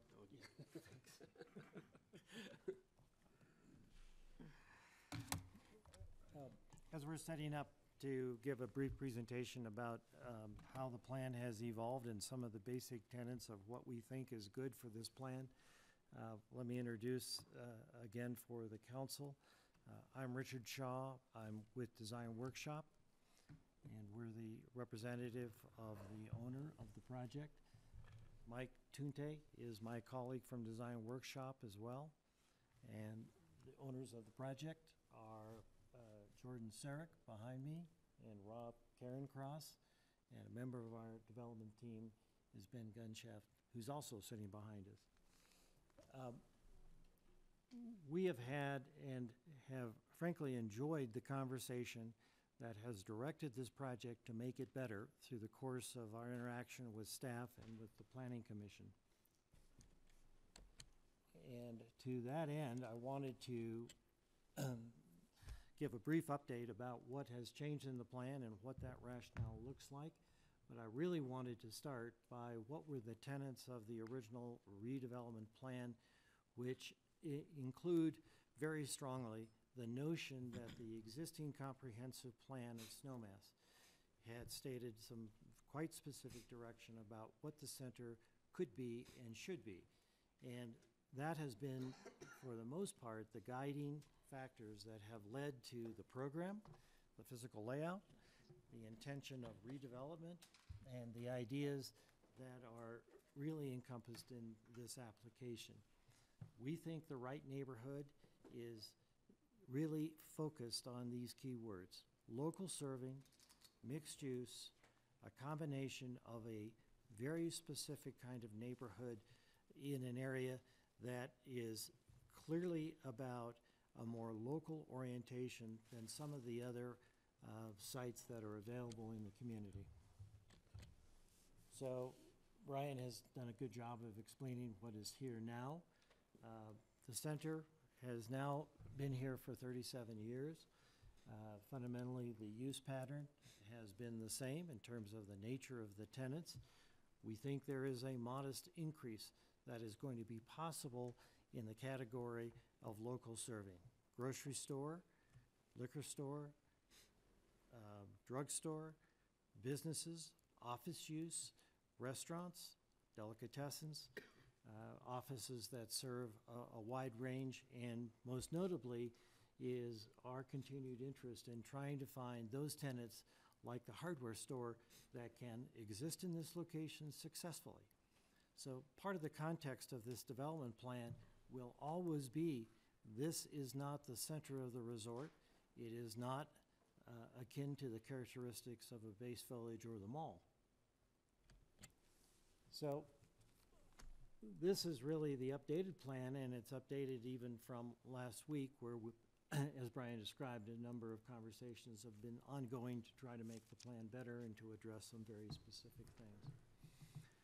The plan has this notion that a main street in Snowmass would be an asset to the place, to the character, and to the community, and this opportunity is only possible if you take the existing two-level parking that we have lived with from the beginning because of the topography that's here, and created instead a platform in which the future development that we're speaking about, including the commercial expansion and residential expansion, would be placed above it. And on that main street, it would be focused primarily on making a street that would be functional, successful, convenient, and highly focused on what pedestrian amenities would be there. So a good deal of the overall concept of this plan is to make sure that a main street is accessible, that it can be characterized and infused with vitality so that there is residential space above, but on the ground floor, commercial would then dominate the use. So outside of that, the development of pedestrian spaces are in two categories. The first are those pedestrian spaces that go in front of the retail and commercial spaces, classically a sidewalk, and we have many great examples of small town main streets that we all are familiar with and know about. And the second is some very specific gathering spots. And those have come about through the idea of finding those locations where sun and view and uses surrounding them will make those great places for people to gather. It is not a scheme that attempts to artificially bring to the Snowmass Center ideas that we don't think will work as generators. So we want this to be a functional street. We want it to be one that is scaled appropriately to Snowmass. And so you have seen that it's a modest increase in commercial space, in total about 20,000 square feet over what is here now. The comprehensive plan speaks very much to what I have just described, as does the update, even to the point where illustrations are describing a commercial heart to Snowmass. So I'm going to be particularly brief so that we can get to really the heart of the changes. These illustrations are at the sketch plan level. They're not specific architecture, but they begin to illustrate that the focus on the street space is what the application has included. Office space has a home here, and that is with the idea that the upper level of the Snowmass Center in the current building is retooled, reconfigured, and remodeled so that there are two additional uses at the top. One of those is restricted housing, and the other is the office space. And that begins to look like this. So ground floor commercial space, the office space is brought to the foreground of the center. That would mean the entire facade of the building would be changed. And then a program that would bring almost 11,000 square feet of restricted housing on the top of the center as well. And then the opposite side is Building 6, or in our case, to be not confusing with Base Village, Parcel 6. And that's a mixed-use building of commercial and residential, and it sits on top of the underground parking. The parking allows us to make Main Street happen by making it underground. At the same time, for most of the year, the idea of convenient parking in front of these businesses is an idea that we wish to retain, and we think that's to the benefit of both the businesses, the success of Vitality, and to the convenience of this community. So what has resulted here is that there's about a 60% split in the parking. About 60% of it is underground and about 40% is on the surface. Given that this is a local serving retail focused area, it seems very important to us to balance how much underground parking and how much surface parking is here. The surface parking allows for those short trips, the stop at a post office, heading into Clark's. The underground parking has the capability of making very direct connections from the structure to the businesses. We have added, from a circulation standpoint, in the underground area, a whole new level of circulation. So as you enter the center today and you think about it, there's only certain directions one can move. By having the parking underground, there is another level of circulation. And the parts that make a good space, which are the space occupying by cars, and particularly in the parking volumes that commercial and residential will require, are the things that make a strip center not a good Main Street. So going around, these are the locations where the residential is. We have proposed in the application residential that varies from about 1,600 square feet to up to about 3,000 square feet. Details to be determined at a later date, of course, as the unit mix were to be finally determined. And then thinking about the land uses, the first floor of the center would be the commercial uses as well as in Parcel 6. And on the upper roof of the Snowmass Center, we're seeing office space and restricted housing, the red being a small portion of the second level as restricted. And then on the back of the center in the third story, the rest of the program for restricted, the rooftop from there. We have talked a great deal with Planning Commission and staff about the solar access, an idea about how sunny can we make a street. Obviously, the more sunshine and the less shade you have in a street, the more appealing it will be. We are extremely fortunate at the Snowmass Center that the original building configuration takes advantage of almost the best orientation that you could look for.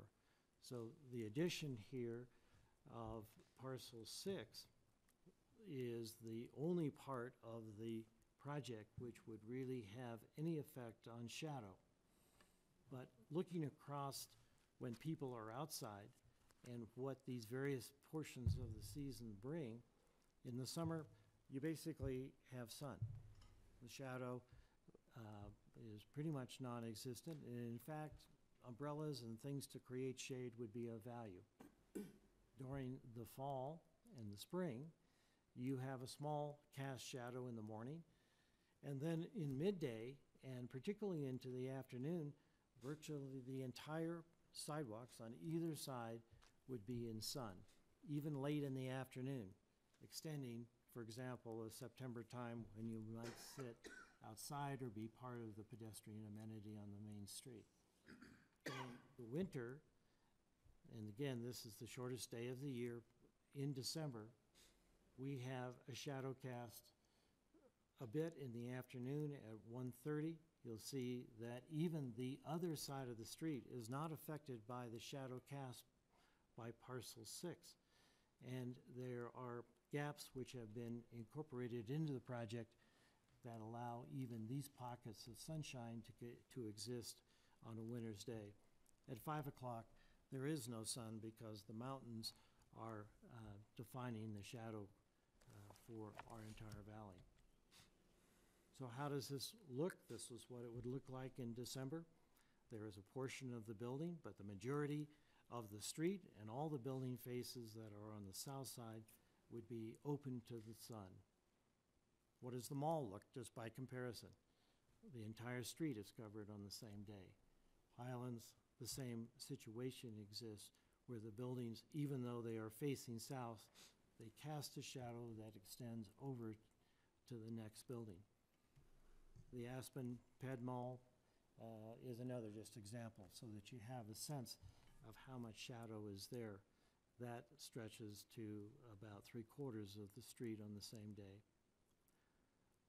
We think with the modifications to parcel 6 in the building, which are multifaceted changes, that some of the solar access questions and shading that were spoken about have been addressed.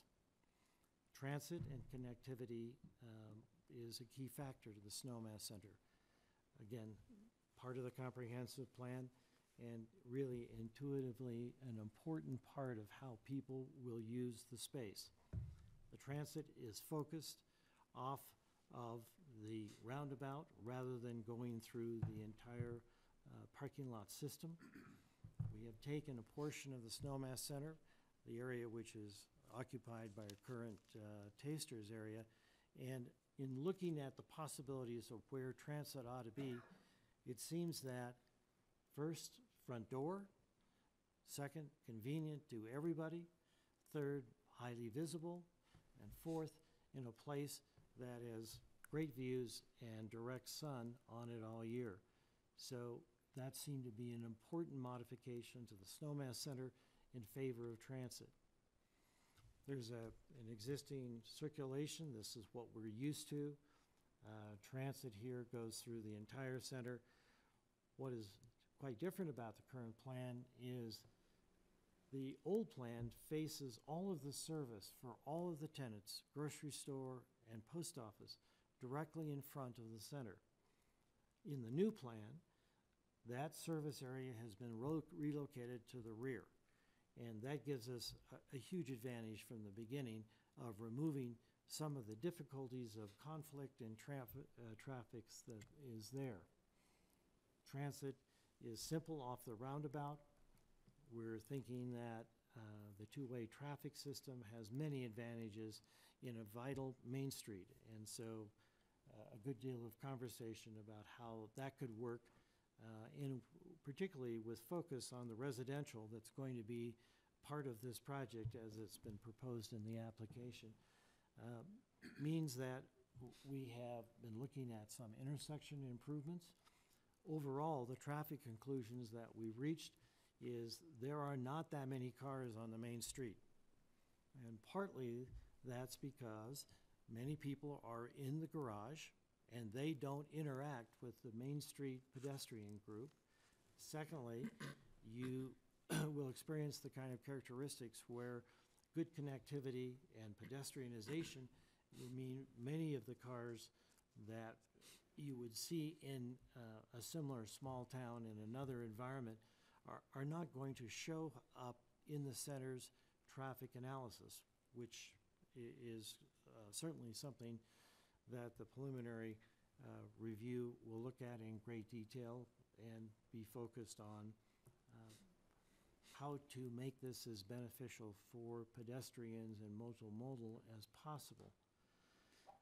There's really no clear benefits of a one-way system as we've evaluated them and spoken about them at this stage.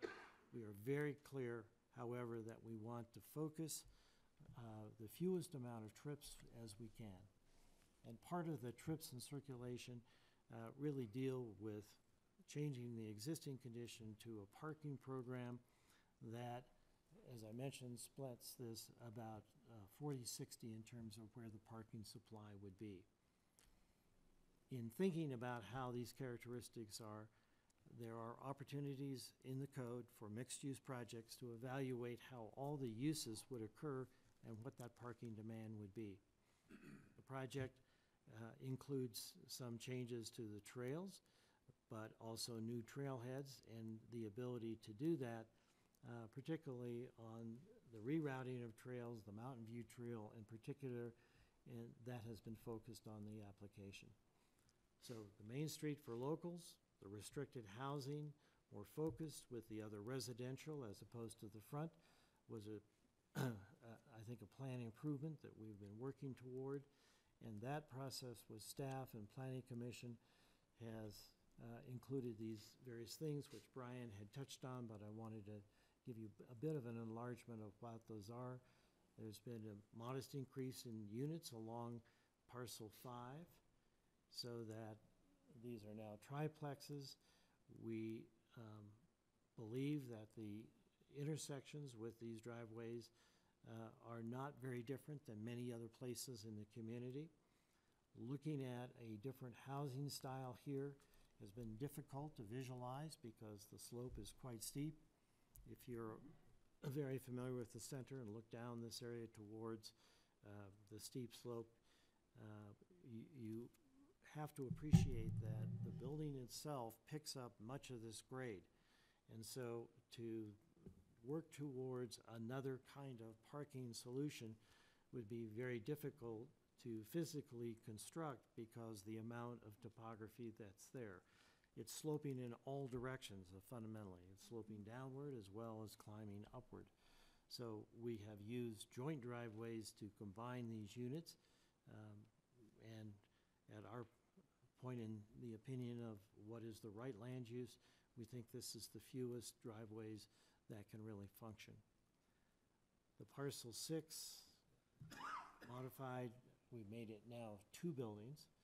We have extended it slightly to the left, and as Brian also mentioned, the access to the parking garage, given the upper levels, require a ramp down in order to get the parking structure to provide adequate access. This would be two-way in and out at this location. We have modified the height of the building. It was proposed originally to be 3.5 stories high at the street level, and then it has a parking level on the other side. So that has been changed. The proposal we now have is to make it 3 stories at the street side and the parking level below. So this would be a maximum of 4 stories. The 62 feet was at this stage, you know, the way height is measured in the town, you end up having to measure existing grade, finished grade, or proposed grade against existing grade, and there just isn't enough detail at the sketch plan level to really do that. But in testing this in several locations, with this modification, this building would be less in height and less in program, and the second part of the building, which was originally 3 stories high, is proposed as a 2-story building, the ground floor, again, containing commercial space. Here is what we think was a really great concept that came in our discussions with the Planning Commission, which is the gaps in the building making these 2 particular buildings and the resulting community gathering space that we think would be vital and quite useful on the street. The transit circulation solution has been modified in the following ways. I think we have, in these discussions, think that the transit was well situated. The difficulty was to avoid the conflicts of turning movements, and this particular solution now takes the automobile access and moves it more remotely from the transit area It would involve intersection improvement, the idea being that there are some sight distance difficulties in making this more functional as almost a 90-degree intersection over Upper Kearns Road, and then still providing access to Alpine Bank and the other properties that are adjacent to us. And turning movements in and around the center have been modified to give us the best possible way in which the transit can move and conveniently connect the Snowmass Center. As you all know, this is a very important node on the transit system, picking up virtually all the bus routes. Move to the restricted housing. Again, I think bringing the office uses out to the foreground of the Snowmass Center will allow that facade to be much more of a Main Street facade, and then relating the restricted units to the rear part of the center becomes more residential in character with the other residential that's part of this application. So finally, I think what we are hopeful of is that we continue the conversation on the sketch plan, that we are very interested in the best plan that we can do. We need to remind ourselves always that this is a local serving service kind of center, and that that's a very different retail experience. It's a different residential experience than many of the higher density, really resort focus areas of Snowmass. And to make this vision possible, which has been the vision of the community for a very long time, as stated in so many of the planning documents and the conversations, this, we believe, is the right size kind of project to make a Main Street happen.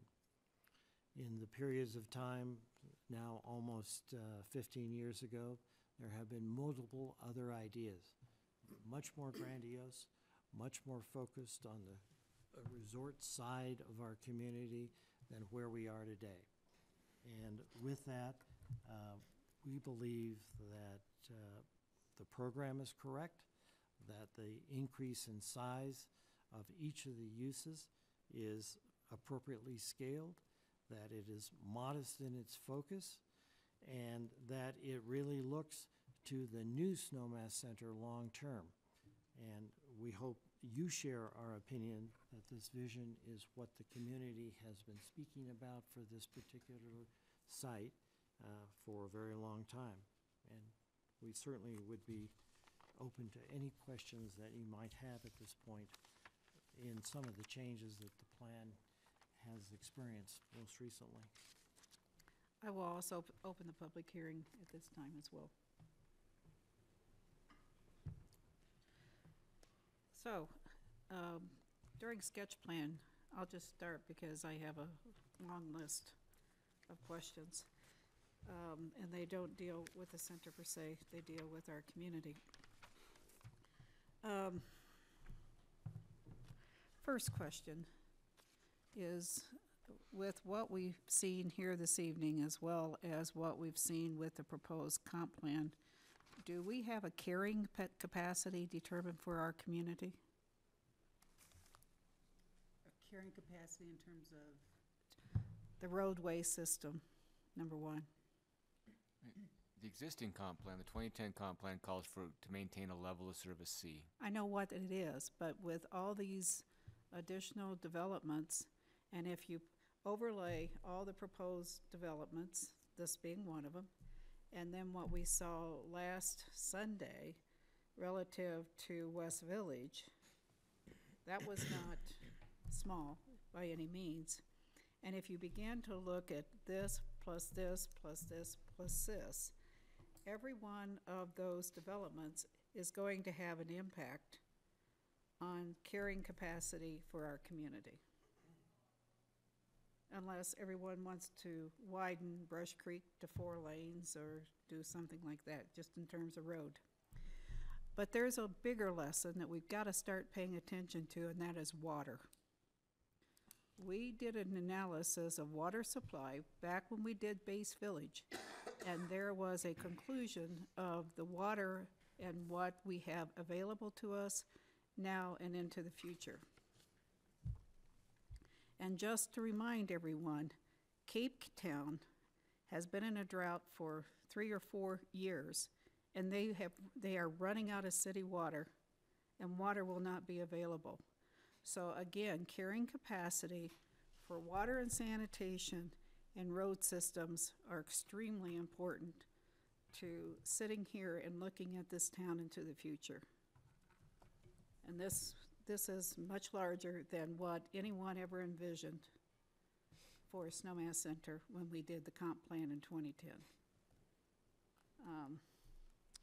So do we have any of that data points or any of that analysis done at all? Not at this stage. The applicant will be required. Well, I'm looking at in general. That wasn't my question in terms of the applicant. It's just in terms of our entire community, in terms of planning. Not at this point in time with the comprehensive plan. Okay, thank you. But it's just that we do know what our traffic levels are today, Yep. and we do understand what our water capacity is and the demand we have today, for sure. But we don't know it into the future.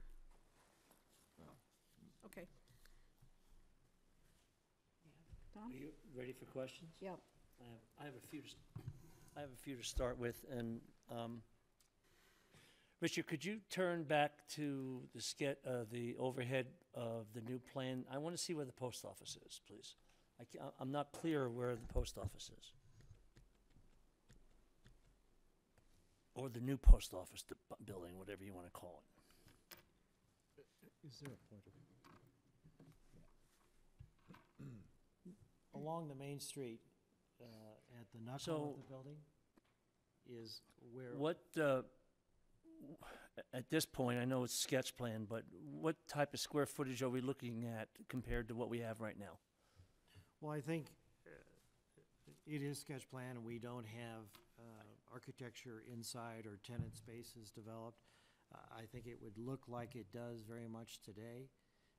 It would be, fundamentally up to how the Postal Service saw their future and what program needs they would want to include.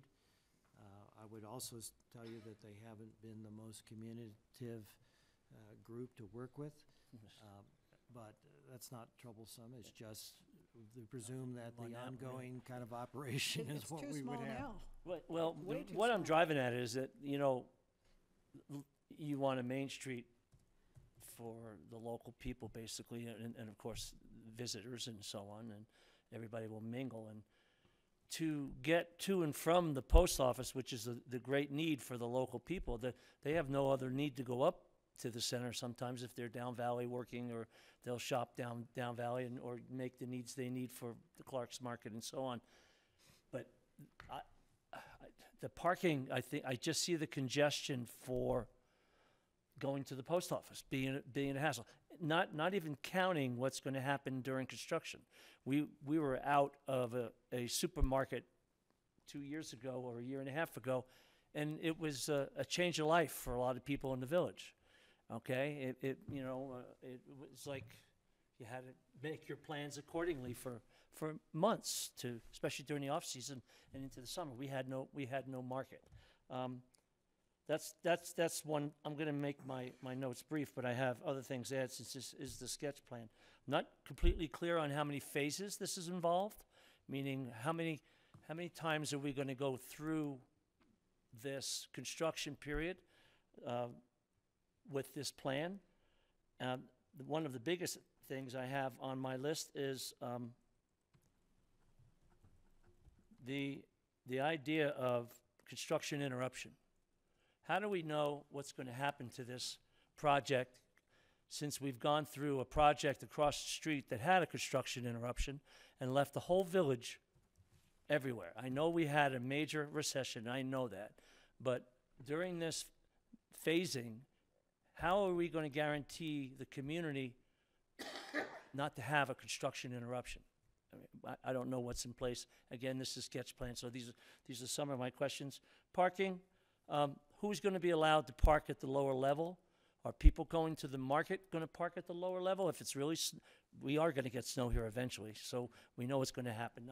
I don't believe this is the trend we're in, but it's going to be a mess up there. Thinking about the winters where we've had no sunshine for 30 days and really, really cold.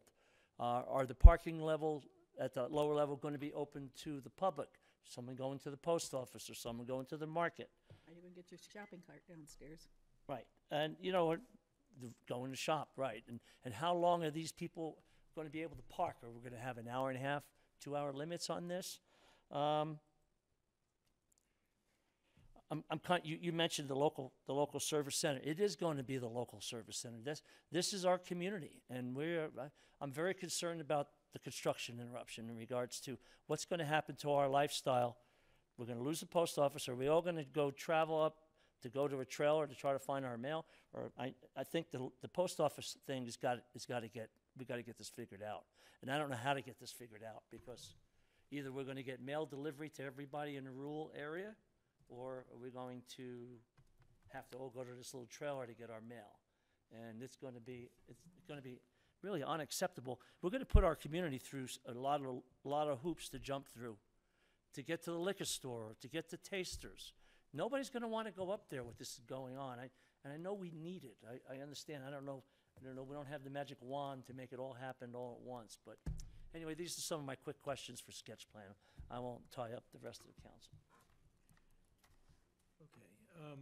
Brian, I have some questions, I think, that relate to you first. And then I'll kind of move in. But there wasn't an application in the packet. Yet in the staff's comments, staff's reports, there were references to attachments that were nowhere I could find in the packet. Right. So I think that's a deficiency, frankly, in the way that was put together as a constructive criticism. Let's see. Oh, and the other thing that has confused me and is that originally these parcels were numbered, or were lettered, A, B, C, D, and even as far as N. And all of a sudden, they are numbered. And it was really hard for me to compare, to understand where these parcels were when I was looking for letters, and all I saw were numbers. Okay. And if that can be straightened out, I mean, between the town and the applicant, that would, or even if they're just even if they're just connected, one was whatever, that would really be helpful. And and another thing, again, to be helpful to follow what was going on in the staff report, it would have been helpful to have the program summary and the two drawings, the initial and the revised, in the beginning, because that would have at least given me a concept of where was each of these parcel locations. So just suggestions. Okay, John. So the way I understood the staff's report and the summary of what went on in 1988 and 1982, there was a PUD approval for 77,000 square feet, of which 50-some-odd thousand square feet were built. And what I don't understand is why, after that 50,000 was built, was the developer vested in perpetuity for the remaining 20,000 or 25,000 square feet?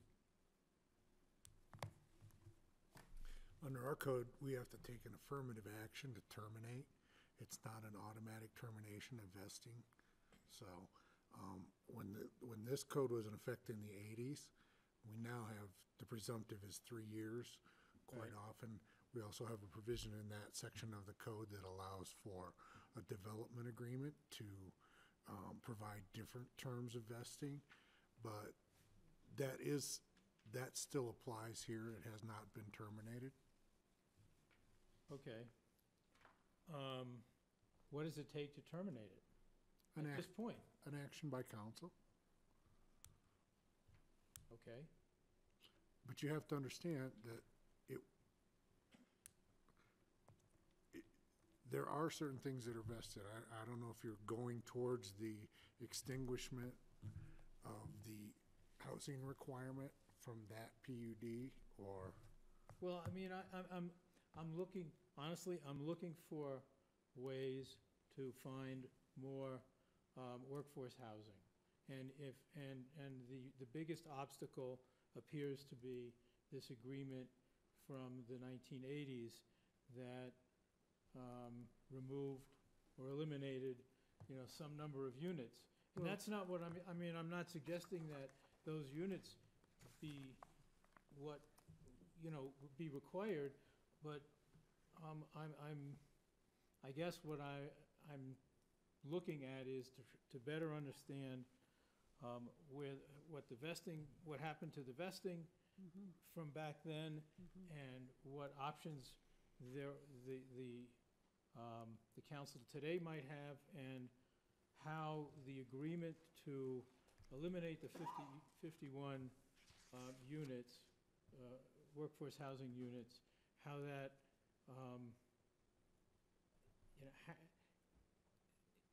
how that interrelates with this. Well, it wasn't just an agreement. The owner provided land. Yeah, it was a contract. Yeah. So it wasn't just they said they go away. Right.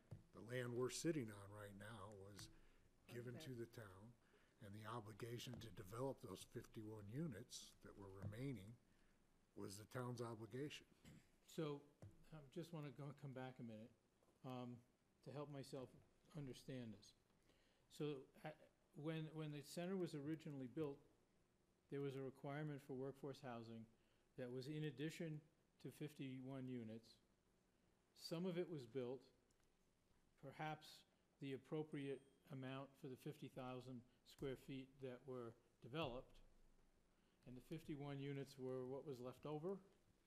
Well, they were unbuilt, and the owner gave land for to extinguish those. Okay, but it's like we accept we give credits now if a developer develops land. I guess what I'm trying to, maybe the question that I really am asking is, were all the workforce housing units required by the original 53,000 square feet of construction, of development, were all of those built? Or were the 51 part of that original 53,000 or not? The 51 were part of the initial development. Later, the town got land to extinguish that. Okay. And I believe that the seasonal ones were built on parcel N, which is across, it's down by Timbers. Oh, okay. That was another question. Where was parcel N?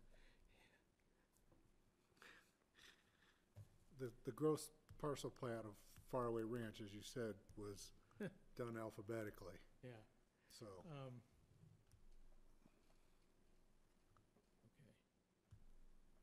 So I understand that the request is to add roughly 20,000 square feet of additional commercial space. Right. Right? I kind of get that. What I'm really trying to wrap my head around is whether the workforce housing units necessary for that 20,000 square feet were built when the 50,000 square feet, the current building was built, and the 51 were the leftover, or whether the 51 were really part and parcel of the original requirement for the 50,000. The 51 were part of the 59 units required. But that number, it doesn't relate to the 50,000. That number was the number to compensate or mitigate for 77,000. I see.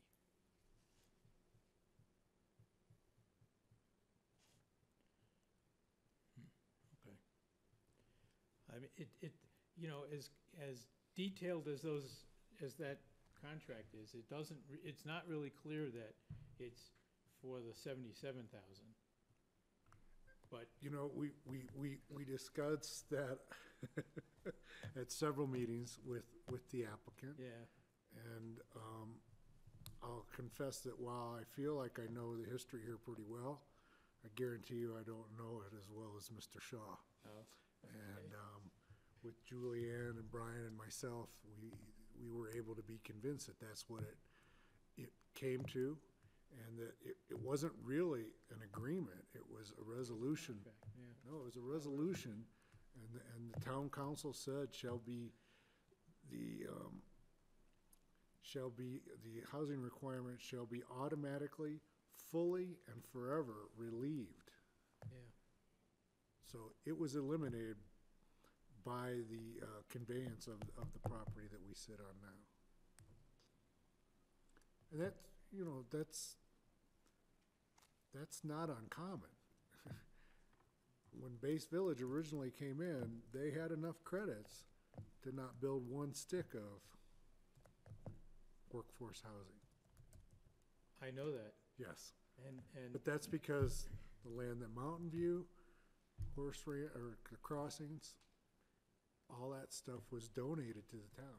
so that raises another question, and that is, does the council have any ability to accept less than 100% of the credits? Yes, the credits are in the discretion of council. And that's, But this is different because or is this like a credit? no, they were completely and utterly relieved Yeah, by the donation of land. so it's different So than a credit. it's not that they have a credit in the bank somewhere, Okay, okay? I'm just trying, I know. and nothing against you guys, but we really need some more workforce housing, and it's difficult to get. So That was one of my questions. Well. Here, let me take, so, we have 11 employee housing units proposed here. And the question, hold on, and we have over 50 free market units. And in the original, in the comp plan, it speaks to 45 dwelling units, if I remember right, for the 2010 comp plan. And now we have well above what was identified in the 2010 comp plan. So when I look at the workforce housing of 11, and I think of the additional square feet, which means more businesses, what does that articulate into the number of employee generation? And why can we not say to the developer, you will abide by our current number in our formula on workforce housing? And I must be missing something here. Well, the developer might say, get town hall off the land I gave you. Oh, it's too late. Well, that's, you answered your question.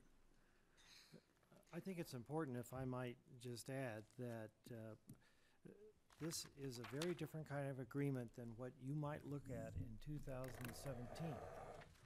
When this was done, when the town was here, there were absolutely the same kinds of issues that you describe as the need for affordable housing and restricted housing and workforce housing. This PUD had 77,000 square feet of commercial space. And the town, when they looked across the board, said, what we think we need is the land. And the town absolutely made the right agreement to receive a parcel of land that we're sitting on now, and it was a big, very usable piece of land, of which the desire to have such land was an exchange for this developer at the time providing a parcel of land of great value to the town. And the other side of that equation was up to 77,000 square feet of affordable requirement was essentially relieved forever. That's a given fact. It's part of where you start with the Snowmass Center. And then it's what workforce housing is required today. Different codes are in place. That code has been used to calculate the amount of workforce housing that the additional development that is proposed in this application would require at 100% of the way the code calculates it.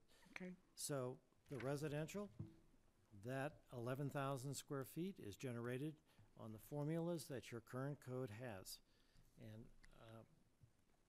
And actually, there is a few thousand extra square feet proposed in the workforce housing beyond what that is. It would come out about 9,000 square feet, and we are proposing 11,000 square feet. Okay, that's helpful. Okay. Richard, I have a question. In the proposal, where is the ingress and the egress for the underground parking? There are two locations. The first one is located here near the entrance. And, you know, I will refer quite often to the topography of the site because, as you all know, we fall pretty dramatically from the entrance of the center downslope, and of course, on the uphill side, even much more severe. So you enter the parking garage at that location. So, you know, someone totally familiar with the center, interested in just headed there, you would enter the parking garage at that location. And you would be able to exit at the same location. The second entrance is on Lower Kearns Road, and that has the benefit of topographically being at the right level to the parking structure. So that's also an entrance and exit to the underground parking. So there's entrance and exit on both ends? Yes.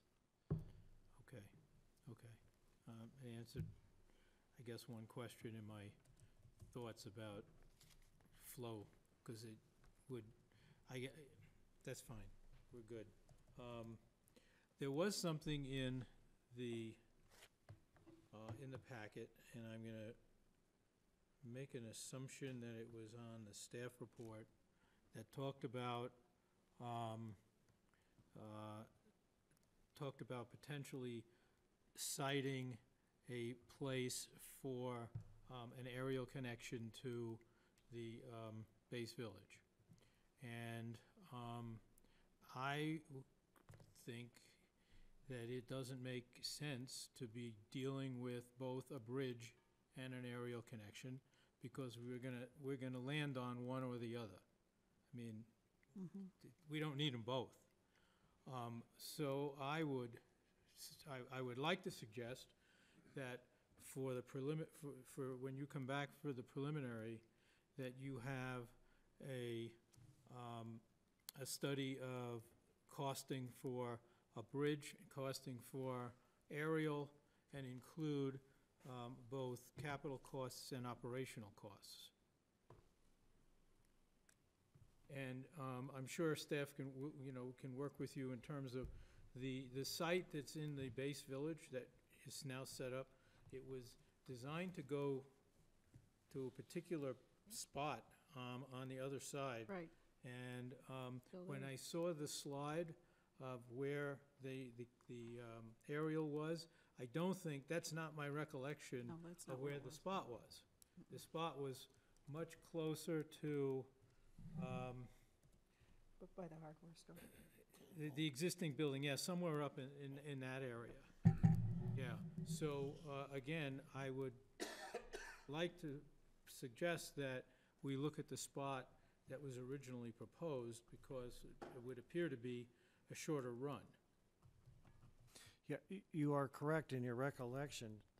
There was, 2005, a pretty extensive review of how the Right. center, base village, and the mall might be connected by aerial connectors. And there was a landing spot that was at the backside, located there, and that was a function of multiple things, including the other property lines and property owners in which that line would cross. So we're appreciative of that suggestion to review the costing of those two options. As you can tell from the application, we have in our evaluation of what might work and the kinds of connectors that we now have history with here in Snowmass, believe that the bridge idea may be the better one from the ideas that have been floated in the past. And I'm not suggesting it won't be, but I think we owe it to ourselves and the community to look at both options. Right.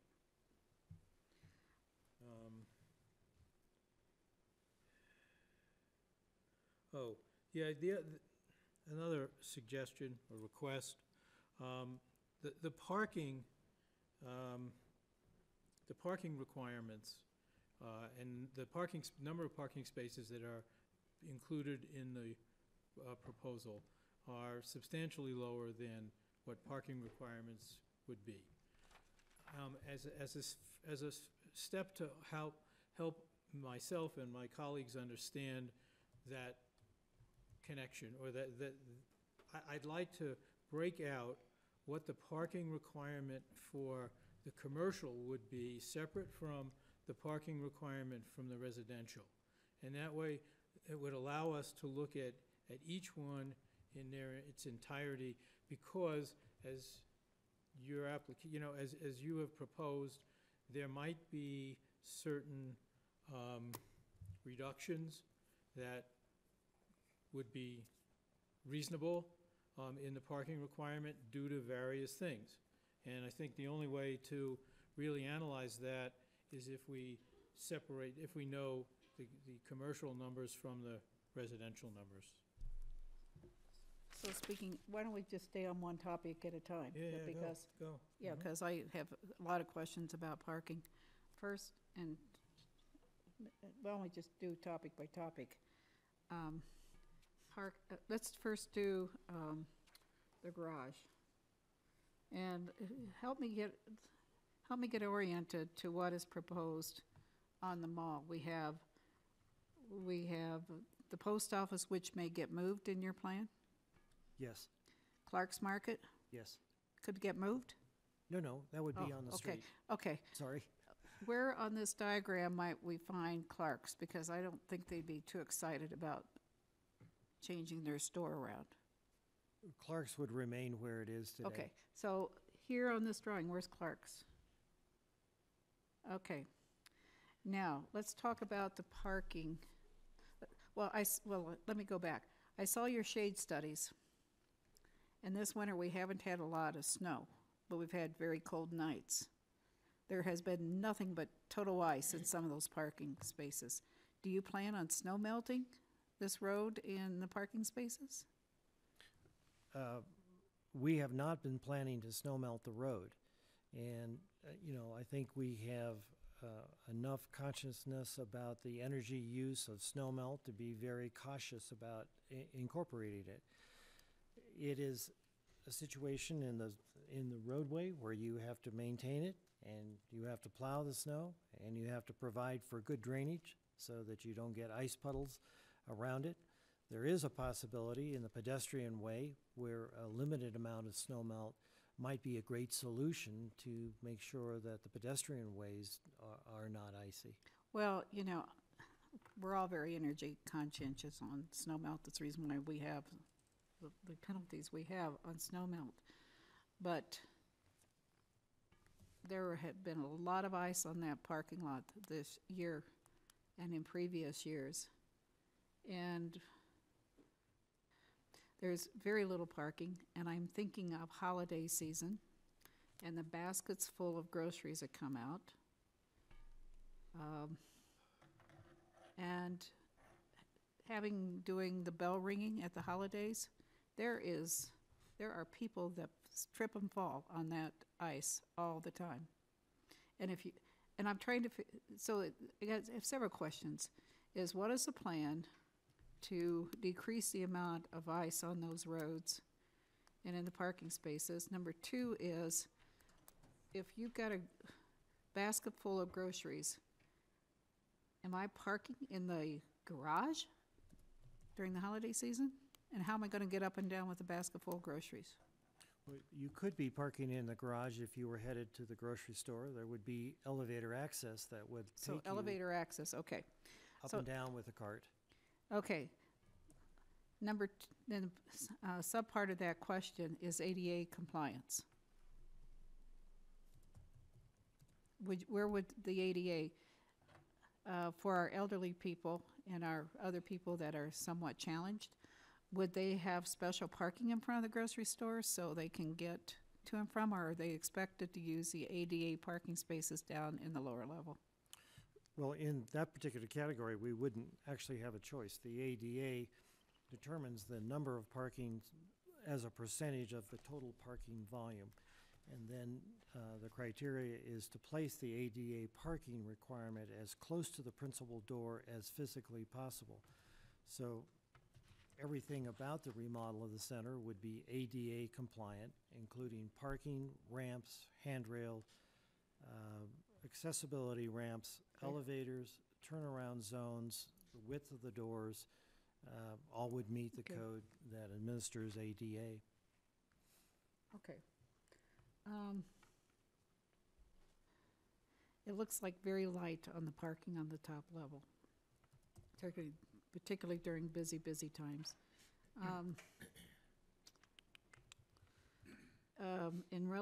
The other part of the parking is bus pickup.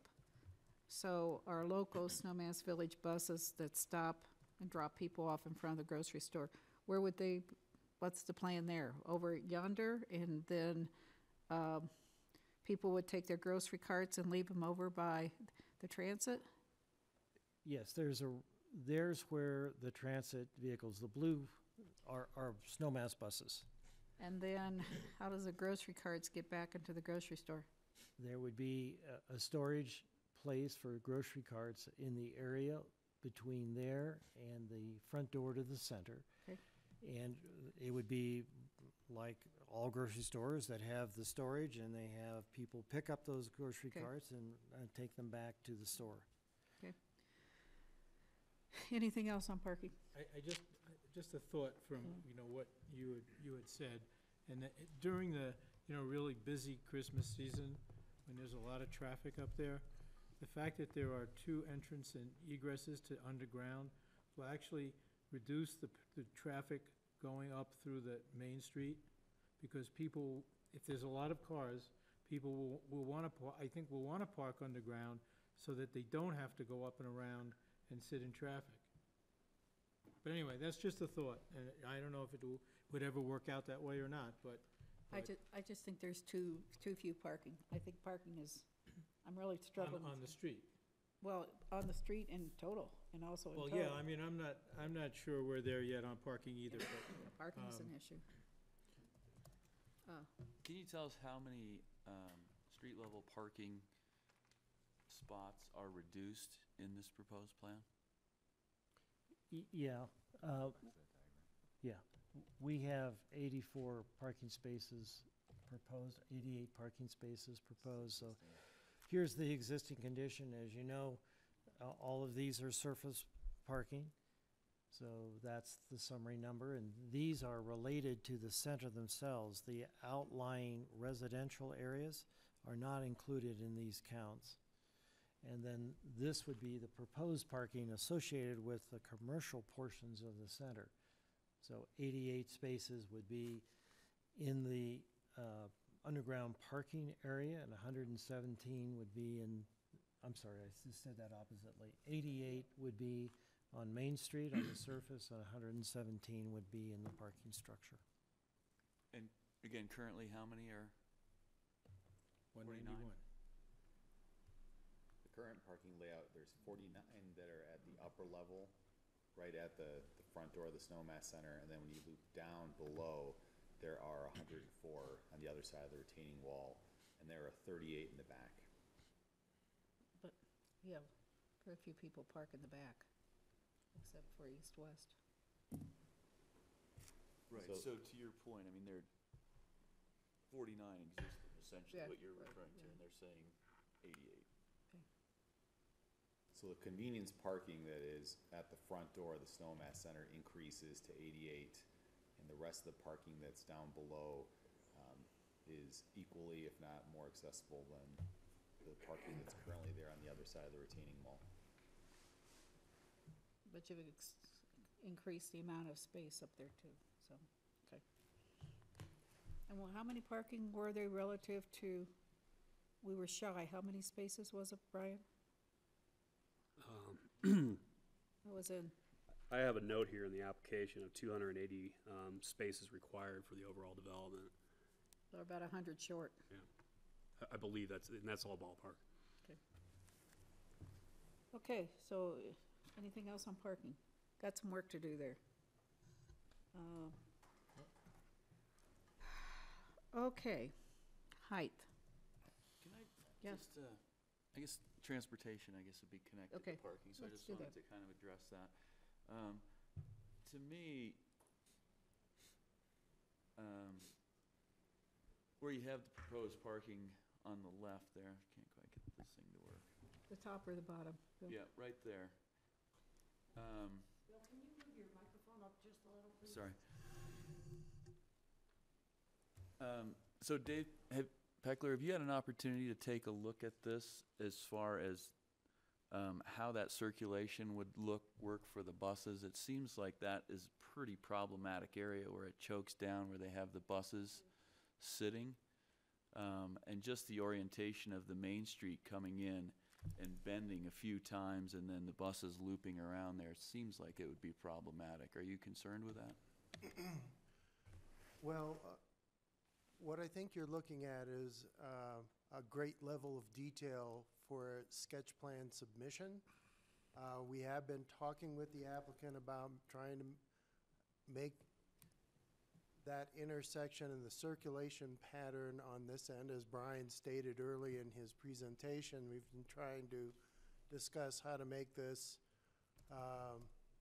workable for the shuttle as well as the general delivery function and general public traffic circulation. So I think you have to keep in mind there's also a vertical aspect to this. This isn't a two-dimensional drawing reality that you're looking at. There are also grade breaks that are in here that are noted by some of those diamond hatches that you see. The closer those hatches are together, the greater the grade is.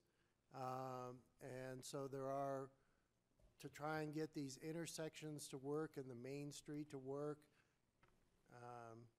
the entrance to Town Hall, et cetera. This is a very complex puzzle, and I think in our work with the applicant, we've tried to land on one of the better solutions that we can come to, given the property boundaries and the grades that we're facing in this development proposal. If you correct me if I'm wrong, but with this proposal, the transit system would utilize the existing roundabout, go up, make the turnaround, and come back down. It would not be using what's being referred to as that Main Street access. Correct. We're trying to stay out of the parking congestion that's all along Main Street. We're trying to access from the roundabout, have our egress and our access and egress. Yeah, sure. We're trying to make our access from here, come in through here, circle around this parking island, get to the depot, and then exit, as opposed to taking this path, which chews up time, chews up resources. When we get to looking at the traffic plans with, in the preliminary plan, this intersection has some concerns that will probably be, you know, talked about and discussed in that application when the application comes in. There's a significant grade break between here and those parking spaces. There's retention involved in there, and there's also a stair tower coming through here just because of the grade that exists between those 2 points. So, yeah, this is a challenging site to work with and to get all this to go in there. We've given the applicant our dimension for our turning radius, or turning diameter, 75 feet, pretty big. It takes a lot to get a bus turned around and do that safely, and I think they're trying to address it. But again, this is a sketch plan, and so we might be a little bit ahead of ourselves, but you can raise them as concerns. And I was given thought to Marky's question of the traffic impacts, and I think you, in the existing comp plan, when the base village traffic impact analysis was put into that plan specifically because it tried to take what it thought some of the development potentials were for Mall, Snowmass Center, and the undeveloped portions of the community, and that's where we landed on that. We are going to experience some periods of 1,125 trips. Vehicle trips, one-way trips in our peak periods, and that was accepted at the time of the base village application. So when talking about a future build-out scenario, that's already kind of been addressed a little bit in that traffic analysis. But it didn't have this size of a, it was much As smaller. Richard said, the original Snowmass Center proposal, about 2000, had a major hotel in the back, and its density was pretty significant, so I don't remember the specifics, but I remember the hotel and all that stuff, but I don't remember. What we've done is converted a hotel to more locally serving businesses and residential versus a hotel that more than likely wouldn't have a lot of cars. But anyway, those are all the assumptions, and I think we gotta go back and take a look at some of those. I think it gets to some of the comments that are being made in here where if you structure community development in such a way that you have mixed use, then you have less sort of travel patterns that you see in suburban development where you got to drive to the shopping mall or the Kmart or whatever it is. Here, there will be a lot of walkability, if you will. If you're just going to the grocery store, but if you're going to work. You have grocery store, post office, restaurants, whatever other commercial elements. There will be offices here, Yeah, doctor. Yeah, understood. Kind of plays both ways. Yeah, but a lot of people leave that area if they live there. That assumes they're gonna use the local bus service, which We they would might. hope, yes. Some of the buses don't come to all the residential areas, just saying. True. Yep. True. That's why it's multimodal. Because people still have to drive, people still get on buses, people walk, people ride bicycles maybe. And the wintertime coming down far away, you gotta be kidding. But anyway, let's go on. We're wasting time. Okay. So my point was, I just wanted to make sure Yeah. that we're addressing Right. this kind of bottleneck area, and, I mean, maybe this, I kind of envision this the same as the transit center up at the mall. You know, how you have to come in and swing around, and, It almost looks like that, Bill. yeah, those, I don't know, it seems like a challenging place for parking, and it seems like a challenging place for the buses to swing around. If it's gonna be congested in there, it looks quite narrow. We probably would need some better dimensional. This is just flat versus, you know, stacked and stuff like that. Yep.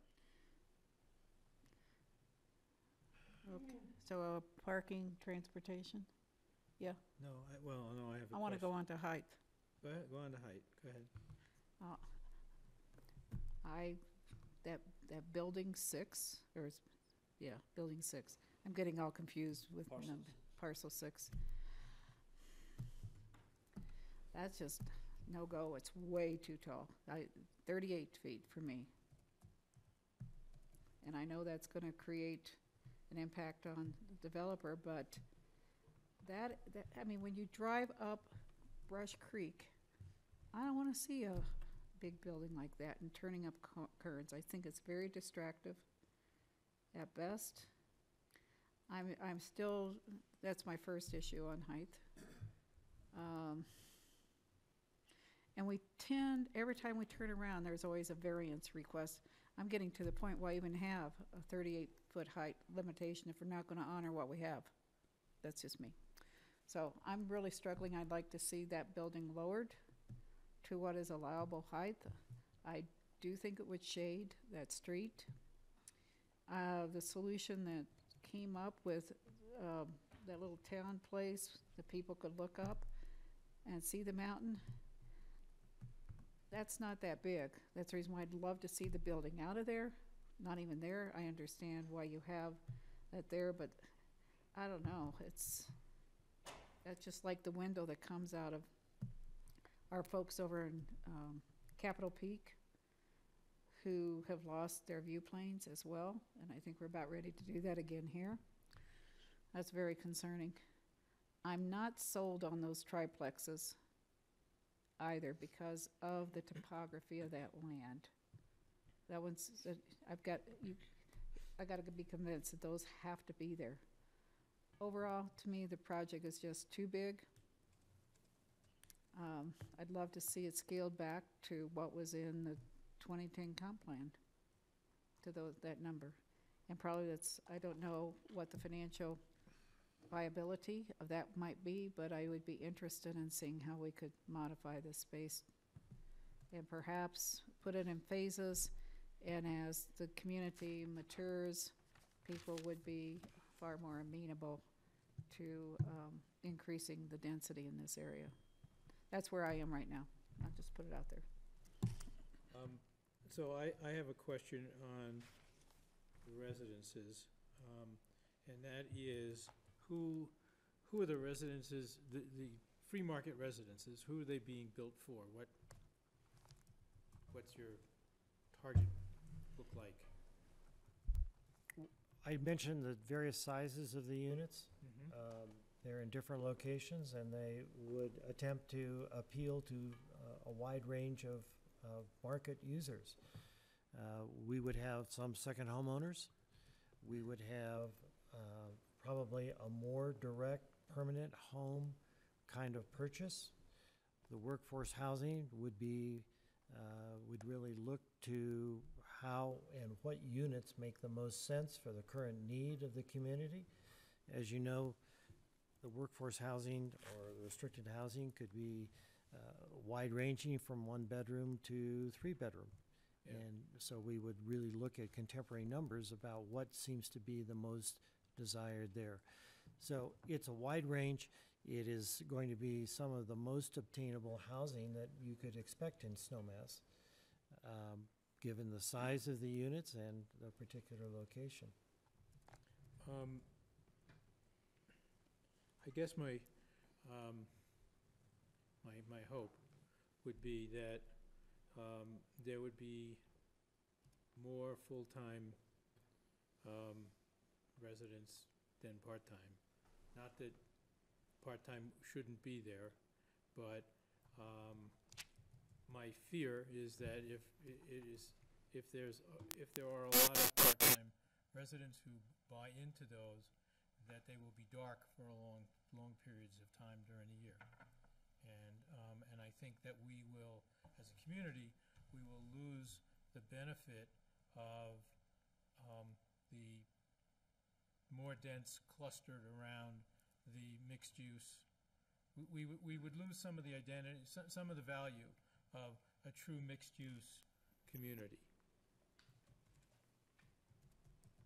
Yeah, I would have to agree. I would certainly encourage a type of resident-occupied development so that we can capitalize on, having a more sustainable project. And we do want people walking. We want people to utilize the bus system. So if we can have, if it can be resident-occupied, that would be ideal for me. Richard, could you go back to the slide that shows coming up Rush Creek Road and showing parcel 6, please? I think it's actually going to be. That was your slide. That was Brian's. That was Brian's slide. Oh, it's Brian's Brian? slide? I'm sorry. Okay. You can switch out of there. My point is, and I'm in agreement with Madam Mayor that I think the building is coming up the street. It just doesn't look like there's a main street behind that big building. It almost looks like the wall that might happen in Mexico at some point in our life. I don't know, but it looks like we're blocking something, and from both sides of the street we're blocking. We're blocking the view, and we're also blocking anybody coming up the road. To me, it appears that I can't see the main street. Well, a couple of thoughts. As one would pull into Brush Creek, off of Brush Creek Road onto Lower Kearns, your view is directly into that opening as you come in there. But if you once you pass onto the bridge at Yeah. Oh, once you you're pass on the talking bridge, you about all can't the way see down anything. there. Yeah. You're talking about As all you're the way coming down up there. Rush Creek. Okay, so first off, my question was to Brian, those shots of the ridge line, were they before or after were they from the original design? Yes. Okay. Yes, they were. So many of the height So- reductions and the gaps and so forth don't appear. Okay, so. Yeah, but you only did a half a story, which is what, 10 feet? Yeah, and the reason the story occurs is that we brought the entire roof down because we were using the area occupied in the rafters. But Tom wasn't done with his point. No, my point is, you're coming up, and it just doesn't appear to me, we're trying to create this Main Street issue, and there's no invitation to come in, really, except like, there's a road there, and let's just say I want to go to the bank. I have to turn in there, but now meanwhile, in order for me to get to Alpine Bank, I have to go through past the market. Once again, we have the congestion of the transit situation where, not the transit, because we don't have the buses there anymore, but we have people who have a rented car. Now, I know we want to be pedestrian. David, you said different modes. Yeah, we all have different modes. And if I'm coming back from work and I have to go to the bank, or if I need to go to the post office, I still see it being a problem, the transit problem. And as a visitor, I'm coming up, I can't find Main Street. We're trying to create a Main Street. It doesn't appear to be a Main Street to me unless that building, that parcel 6 wasn't there. Then maybe I could see the retail shops further in there. I might be able to see the lights. Right now, I'm looking at a building that we don't know what kind of occupancy it's going to be. And if they are, those are free market units, correct, Richard, in the Yes. front? Right. And as Bob had said, if we have second homeowners in there, even if they were real homeowners, full-time, it doesn't matter because you still can't see the retail shops. If you're not familiar with the town or anything, I don't get it. I'm sorry. It's not inviting. No, I don't see the invitation to come into Main Street. Well, one of the things that is quite different in the way the town operates is the roundabout is the center of how people are distributed to whatever you go to. If you arrive at the roundabout, for example, and know that Base Village and the mall have retail, the majority of the retail of the community, you cannot see that retail from those locations.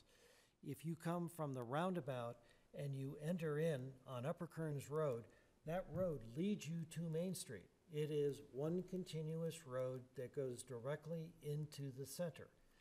The physical conditions down below on Lower Kearns, there's 35 feet of grade change. You can't see the shops of the center today as you're coming up there. Why is that? Because the horizon in front of you. I'm and the view area. totally aware of the elevation changes and topographic going on here. I mean, we've all Yeah. been here a long time, a lot of us, okay? Again, I'm not gonna pull you how many years we've been here, but the idea of the little, and I'm gonna agree with Madam Mayor again, the little gap, we're on Main Street, we wanna see the mountain a little bit. I've already given up that I can't see Fanny Hill no more, okay? You know, I used to enjoy going up to the market, and if it's a nice sunny day, you could see people coming down. I've already overcome that thing, that we can't see it anymore. So that little gap doesn't do anything for me. I don't know what it's gonna do for visitors, that we know there's a ski mountain up there somewhere, because between getting past the base village buildings and getting past the new center, that we're gone, okay? And I just don't like the size of parcel 6, that's all. And I agree with Madam Mayor. I'll leave it, and again, this is sketch plan, I know we have a ways to go. Well, in fact, I'm looking at the clock, and I'm going to suggest, unless there's another topic you want to cover tonight, I'd like to continue the public hearing, but I'd like to hear from the public. I have one comment to make on Yeah. the topic we're Yeah, discussing okay. before we move on. Okay. And that is, from my perspective, I would like to see the ridge lines not blocked, and whatever that takes. It may take more than a half a story, but I don't know. But I think that ridge lines are important. Okay, with that said, thank you. We'll pick, do you have other comments on the ridge line or building 6? Just the trail right there, that's Okay. gonna be really steep. Yeah, I encourage you to figure out a reroute for that. Okay. So, in fact, when we come back together in just a minute, I'm gonna take public comments, because there's a lot more discussion yet to occur on this. Yeah. And I honor people's time. And it's 10 after 7, and people got other things to do, and they gotta get home and get their kids to bed. Well. You mean Jerry?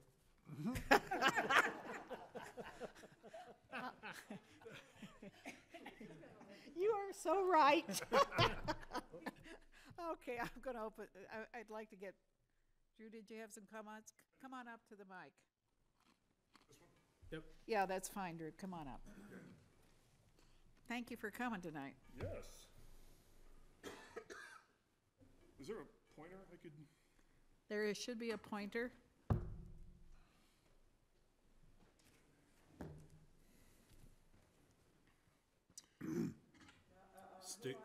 State your name, please. Yeah, we need to know who you are.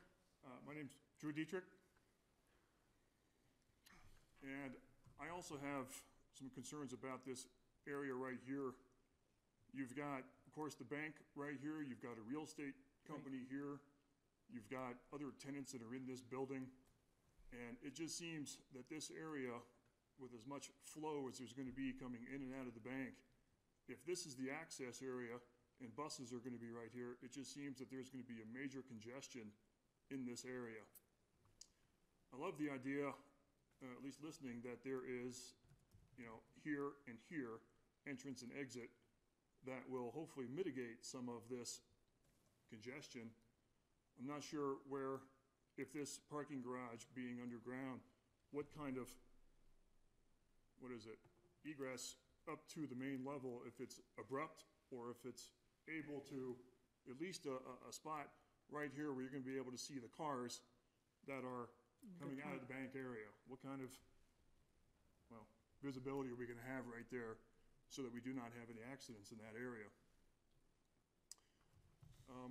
The other thing I've got is, in this area currently right now, when it does snow, I have seen 15 to 20 feet worth of snowplow dumped on the bank property. I'm wondering what's gonna be happening with this area for snow removal, snow plowing. Where is it going? As well as runoff, water runoff. If it's gonna be coming down, what the grade is into this area and along here as well, how we're gonna get the water to Brush Creek. I'm assuming that's where it's going, or into this area also. So just a few things to consider.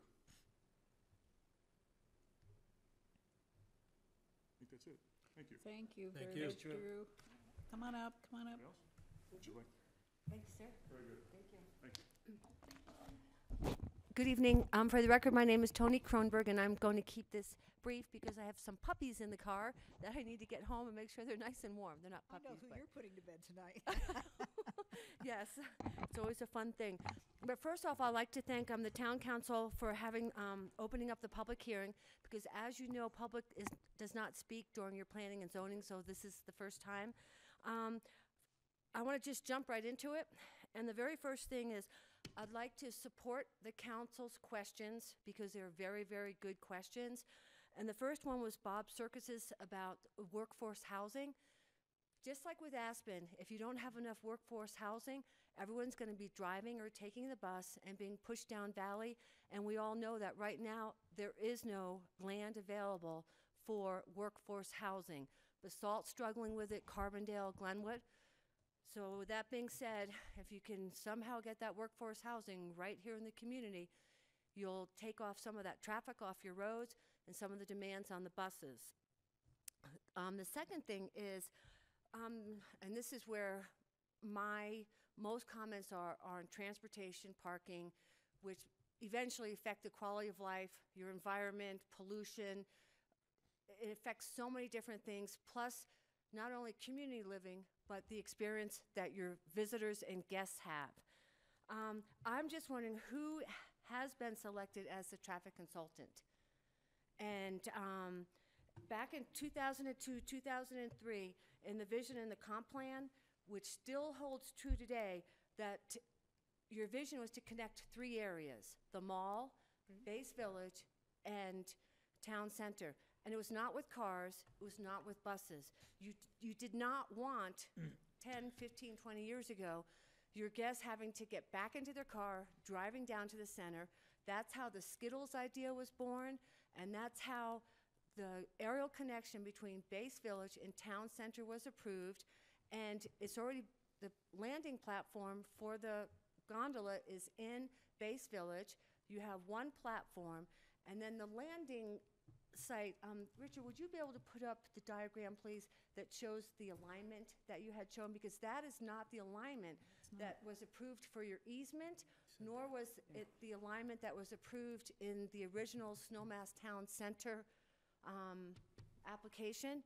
And it's where it was approved, and you really can't redirect it because you already have the platforms in place. It's a straight line, and I think, I've never used a pointer before. It's about right there.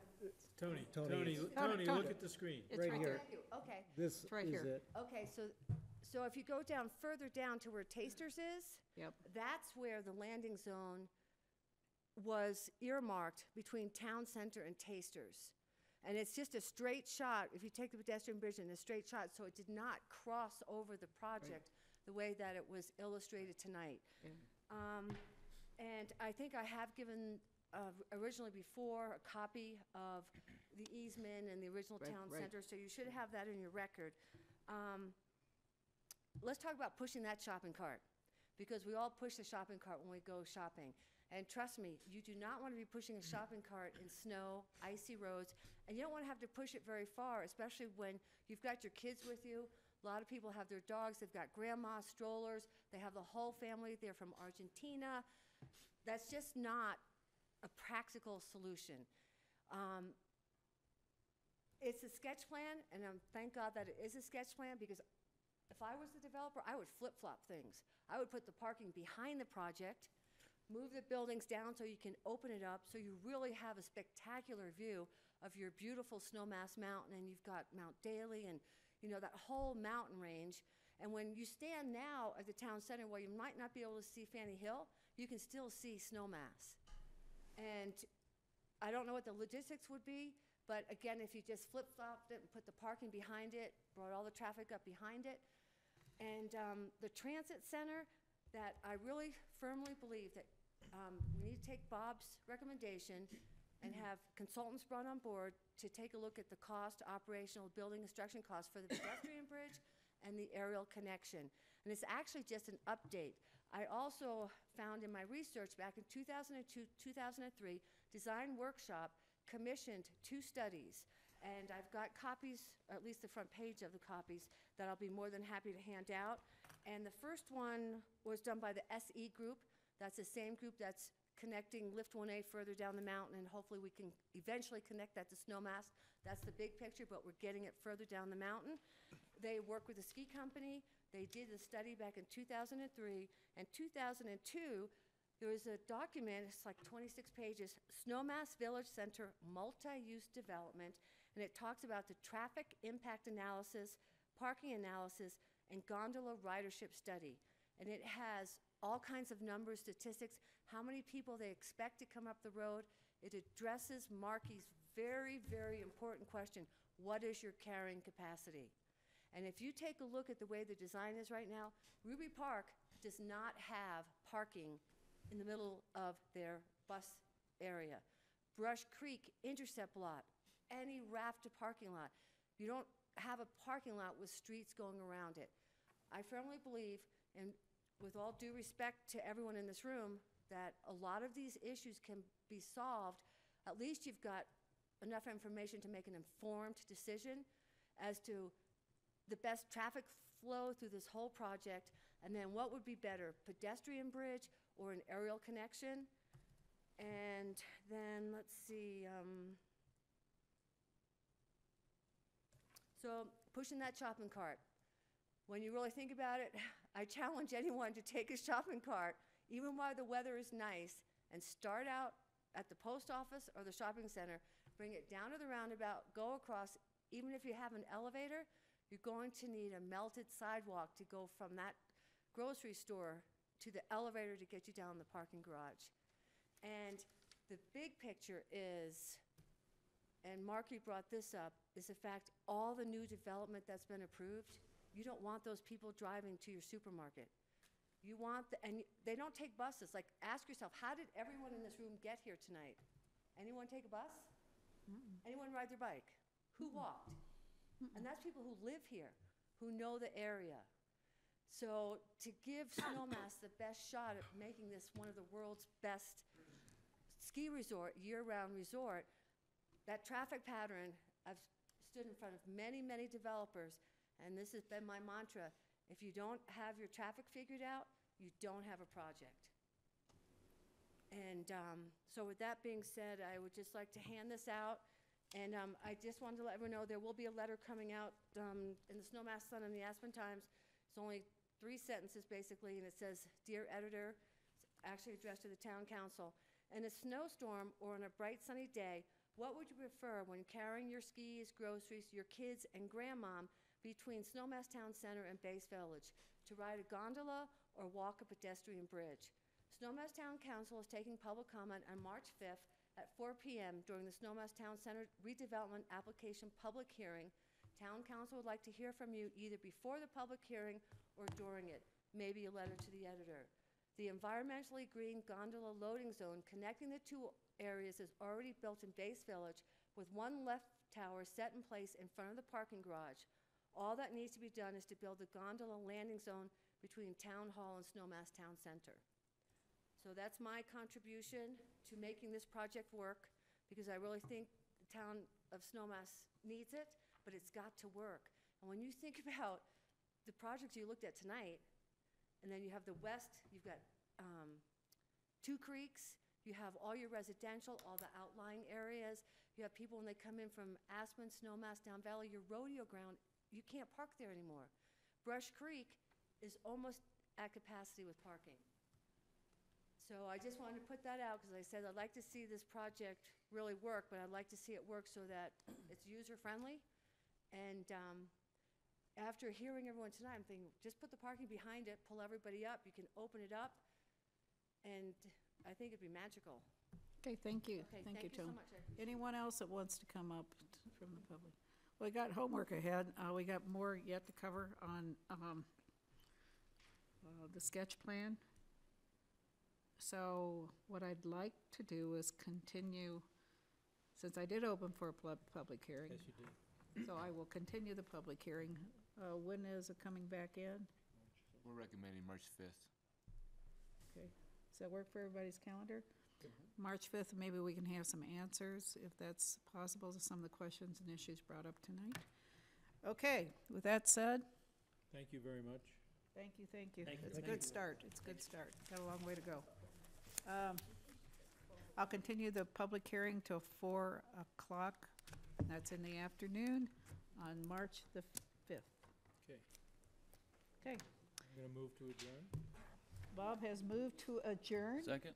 Don't waste any time. I have a second. All in support? Aye. Opposed, same sign. Okay. What? Bill. Bob moved. Bill seconded. Okay.